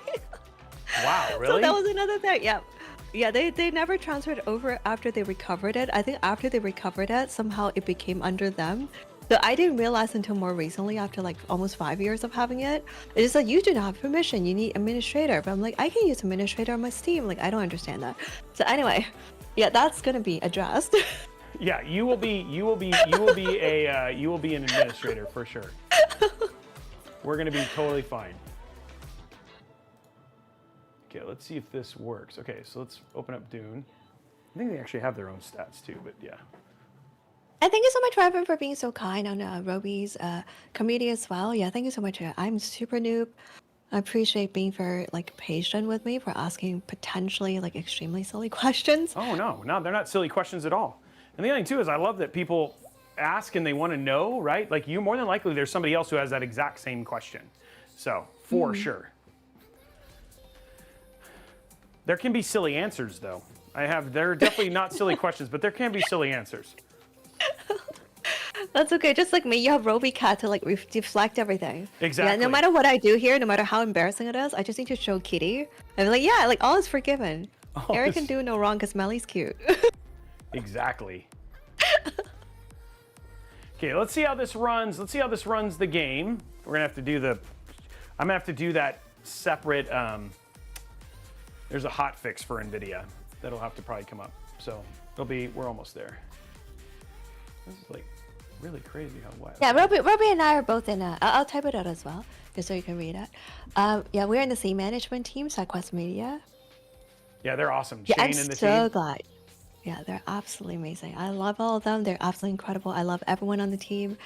Yeah, they definitely have like a good eye. They're just very, like honestly creative first. Yeah, they definitely really help support us, see us first, and like it's just really great. They really have our back, and they know what they're doing very much. Yep. Okay, we're gonna get out of this because I'm gonna just hit Alt F4. There we go. Yeah, and they're definitely not a team that would just like, oh, just take all the opportunities. They wouldn't do that. Like, it's always asking us first if we want to do something. Because ultimately, management team don't get paid unless you get an opportunity, but they're absolutely not one to be like, hey, just take everything because, you know, we don't get paid otherwise. No, they always got our back. It's always making sure they know our brand, our liking, ask us, talk to us, and they're always there when we need them. So anyway, they're wonderful. Hey, Lemon, hello there.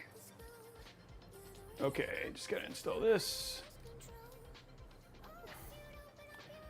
It's always the fun part, making sure it's like ready to go. But it looks so good. It's so small. I like how small it is. Yeah, that's good. The AMD or Intel were AMD, I believe. It's AMD. Yep. It's AMD Ryzen 790. Okay, so again, for people who don't know what's inside of it, we'll show you again. Oh, we have a video, right? Yeah, we do. We have the parts list. I think it's actually set up on the.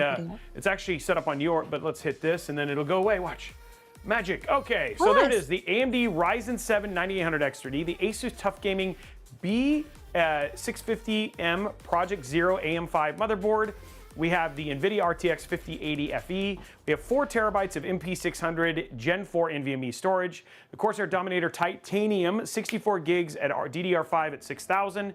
And then we have the Corsair 2500X in white. Corsair IQ Link Titan 360 RX RGB. And then we have the Lee Edge EG 1000 watt PSU. So it's stacked. It's stacked. And it is I think it's a beautiful PC.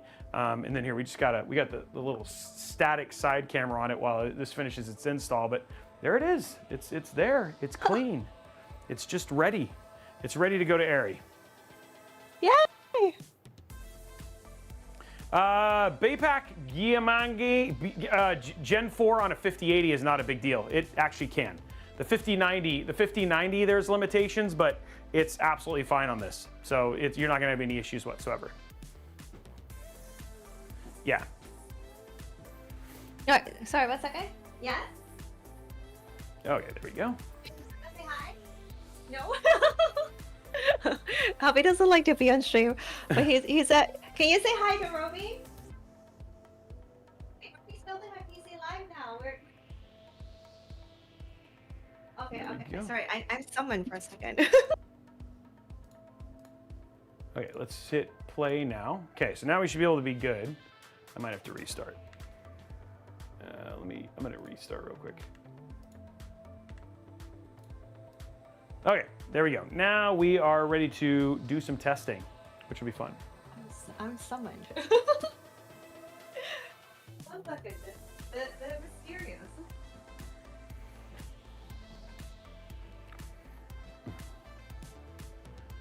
Oh, there was? Okay. Well, I put the hotfix one in there, but I guess I could move to that. Sorry, yeah, he doesn't like to really be on camera, so. It's all good. Hello, sorry, I'm back. He's okay. It's not a big deal. He said hello. Hi. Today's stream was good, I thought. I thought it was great. Yeah, it was so much fun. We built a PC, again, like every time, which is always fun. But this time we learned a lot about Airy, which was super cool. I really appreciate you coming on and letting me hear about your journey. It was awesome. Okay. No, thank you so much for letting me yap away. I'm like, I don't know, that's probably TMI for someone who's just like, you know, meeting us for the first time. But yeah, thank you so much for everyone for being so patient and kind. Yeah, that was a great conversation. We learned a lot on our end for sure. Okay, let's open up Afterburner so we can see performance. If not, we can open it up on. Thank you so much, Sergeant. Yeah, I appreciate you. Yeah, no one but Robey we trust. Okay, we have a visitor here. He just woke up, so he definitely wants belly rub. So yeah. Oh, well, we gotta give him that. I'm sure he wants that. Yeah, he wakes up and immediately will go to me. Yeah, he just immediately runs to me and he turns around and he wants belly rubs. That's awesome. He's just a little baby. He's so spoiled. No. Okay, I'm gonna get off of this one, and I'm gonna use. We're gonna switch apps here. Yeah, tell me your answer. When yeah, most cats will end you. Most cats will end you if you belly rub them. But like, I actually had 2 kitties before that I brought up from 4 weeks old or so because they were rescues, so I had to take them early. So yeah, they're like super baby. Like they're always like sitting on me, sleeps on me like a scarf. It sits on my chest, sits on my shoulder, like everywhere. But they also love belly rubs. But it's like unusual. Yeah, Melly loves belly rubs. That's awesome. Okay, I'm gonna go. My dog likes belly rubs, but that's a dog. Yeah. Yeah, cats usually it's like nah, they're like scratch you. And they'll bunny kick you and stuff, but Melly is just like, yeah, you can pet me all day long. Okay, one more time, restarting. And then we're almost there. That's a huge cat tower. Yeah, the cat tower is like 8 feet or so. Yeah, I'm 5'3". I so also if love you... belly rubs. That is true, Sergeant Nobody. Ooh, favorite, my favorite PC case. That's hard because it really kind of depends. Ooh, that's I don't know if I have a good answer to that. I mean, right now, probably the one I'm looking forward to most is the new Air 5400 from Corsair. That one looks really good. There's this new one called the Omni X from Cougar that looks really, really neat. I have fond memories of the Conquer 2, though that case was a really difficult one to build in. I really like the Fantex. I like the G400A. I like ones that are easy for people to build in. So, yeah, I don't know if I would belly rub a tarantula. Yeah, that's not on my list. Yeah, I mean, I've seen them before, but I think I know. I don't think I'd belly rub it. I appreciate its existence. I love it. I love the existence of bugs, and I very much respect them. I do love watching documentary, but yeah, close call and touching. Yeah, I remember I came into close crossing to this tarantula hawk wasp when I went to Costa Rica. Oh yeah. It flew by my head. Yeah, it flew by my head, and like the guy was just like, "Don't move," and I was like, "Okay." I stopped moving, and they're like, "Yeah," they're like the hawk wasp just like flew beside me, and that's like the second most painful sting in the world. Ooh. I do like that you said you were like, I appreciate their existence. That was very well said. I appreciate this system. We need them. We need them for birds to survive and like the ecosystem. But yeah. But roaches do not have to be inside a home or anything like that. Yeah, I do not need to ever see them. I mean, technically, Spidey is not an insect, but yeah, so they kind of get lumped into it. So Braxel, if you get it from Best Buy, it's $9.99, $999.99 from Best Buy. It's $1,000. If you get the non-Founders Edition versions, they're more expensive. Okay, I'm gonna fix that real quick so we can not have that problem. I don't know why it keeps doing that. This is where you're talking about audio problems. Even those of us who deal with this all the time still have weird problems. Okay, there we go. Okay, so that should fix it. Okay, so now here we are. We're gonna let it in. It's gonna do its shader compiling and all that kind of fun stuff. But this is it. This is it. Funcom. I attacked Funcom. I should have attacked Funcom before it did this. Funcom actually respond to me so quickly. It's funny. Okay, yeah. You know what? I'm gonna attack them right now. It's probably a little bit late for them, but I'm gonna attack Funcom and Dune away today. Building a new PC. And this is the one that this is the game you want to play with it. Dune Awakening. Here it is. This is the moment.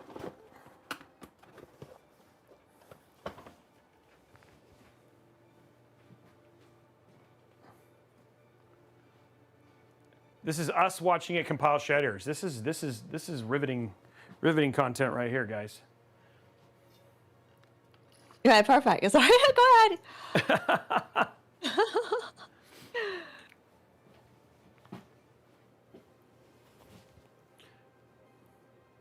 So mine is through wavelength, Sergeant Nobody.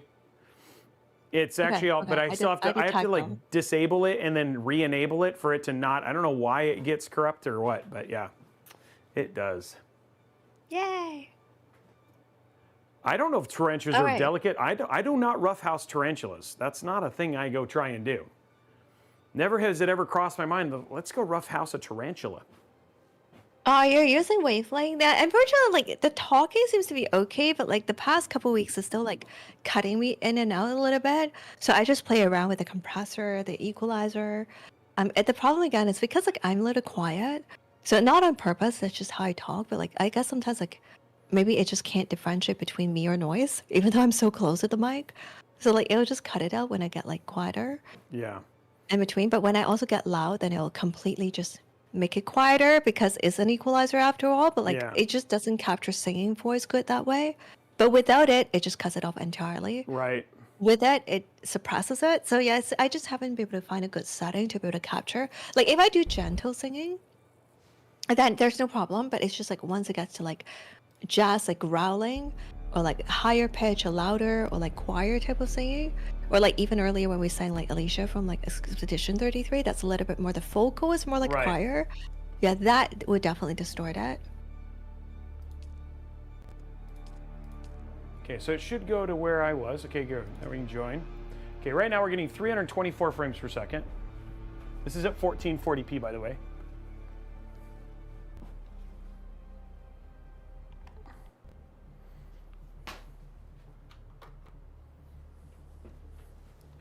Okay, so we're jumping in here. So we are at 240 frames per second. And this should be at ultra Yay! settings. Oh my gosh, so nice. Let's see. Yeah, this is gonna be great because I do inking photography as well. So like it's so nice to actually have. Okay, so that wasn't at That- 1440p. 1920 by 2560 by 1440. So that was at 4K actually. DLSS frame gen, let's turn that off. Let's just see what it is for normal. Upscaling we'll do balanced. NVIDIA reflex is off. Everything is at ultra. Yep, okay, so everything there is ultra. I'm gonna confirm the changes. That was at 4K. So we're gonna switch back. Okay, so now we're at 257. Okay, there you go. So 136 FPS. This is native, so this is not with frame gen or anything like that.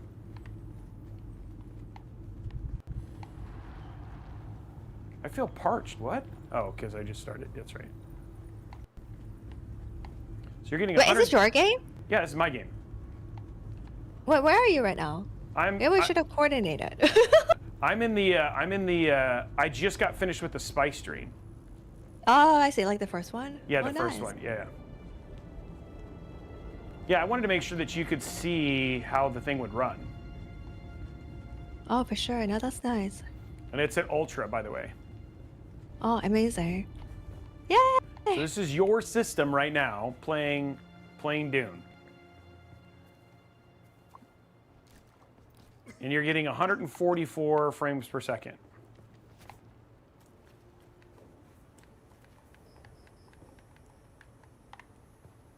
There you go.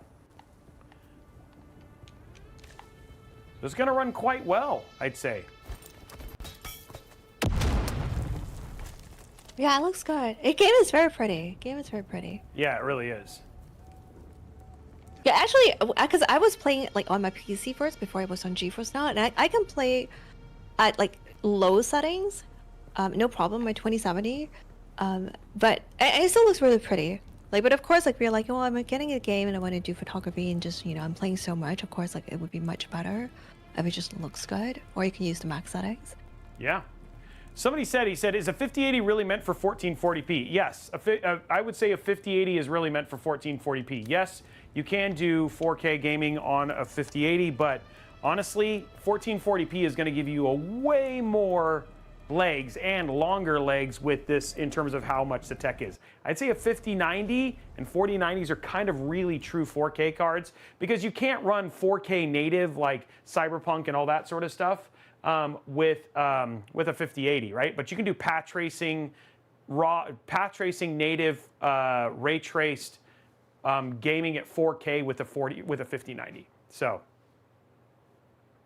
yeah.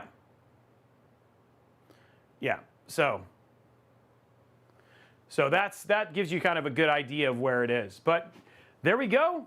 Ari, there it is. Your build is done. Much.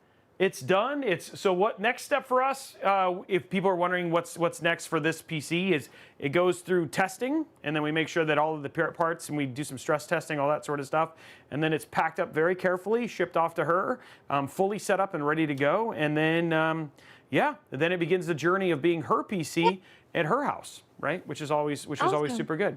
Yeah. Should I have like a little ETA, like a week or 2 weeks, or It's going to be something like that? 62 months.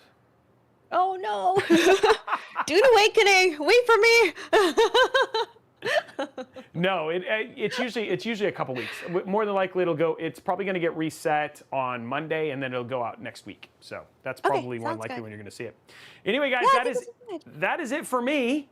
I'm going to let. You're going to keep streaming though, right, Ari? Yeah, for a little bit. Okay, she's going to keep Yeah, I was streaming gonna for a ask little you bit. the same. No, I am done. I am going to go and eat some dinner, and I just built a PC. So, but we are going to be back on Thursday for a ridiculous 5090 6500X. I think that builds about $6,000. So that's going to be a really crazy build. We're going to be building with the new Liquid Supreme MSI 5090. So that's going to be happening Thursday. And then for people wanting to tune in, you stream every day from what, 8 a.m. on, right? Like, so what time EST do you start streaming?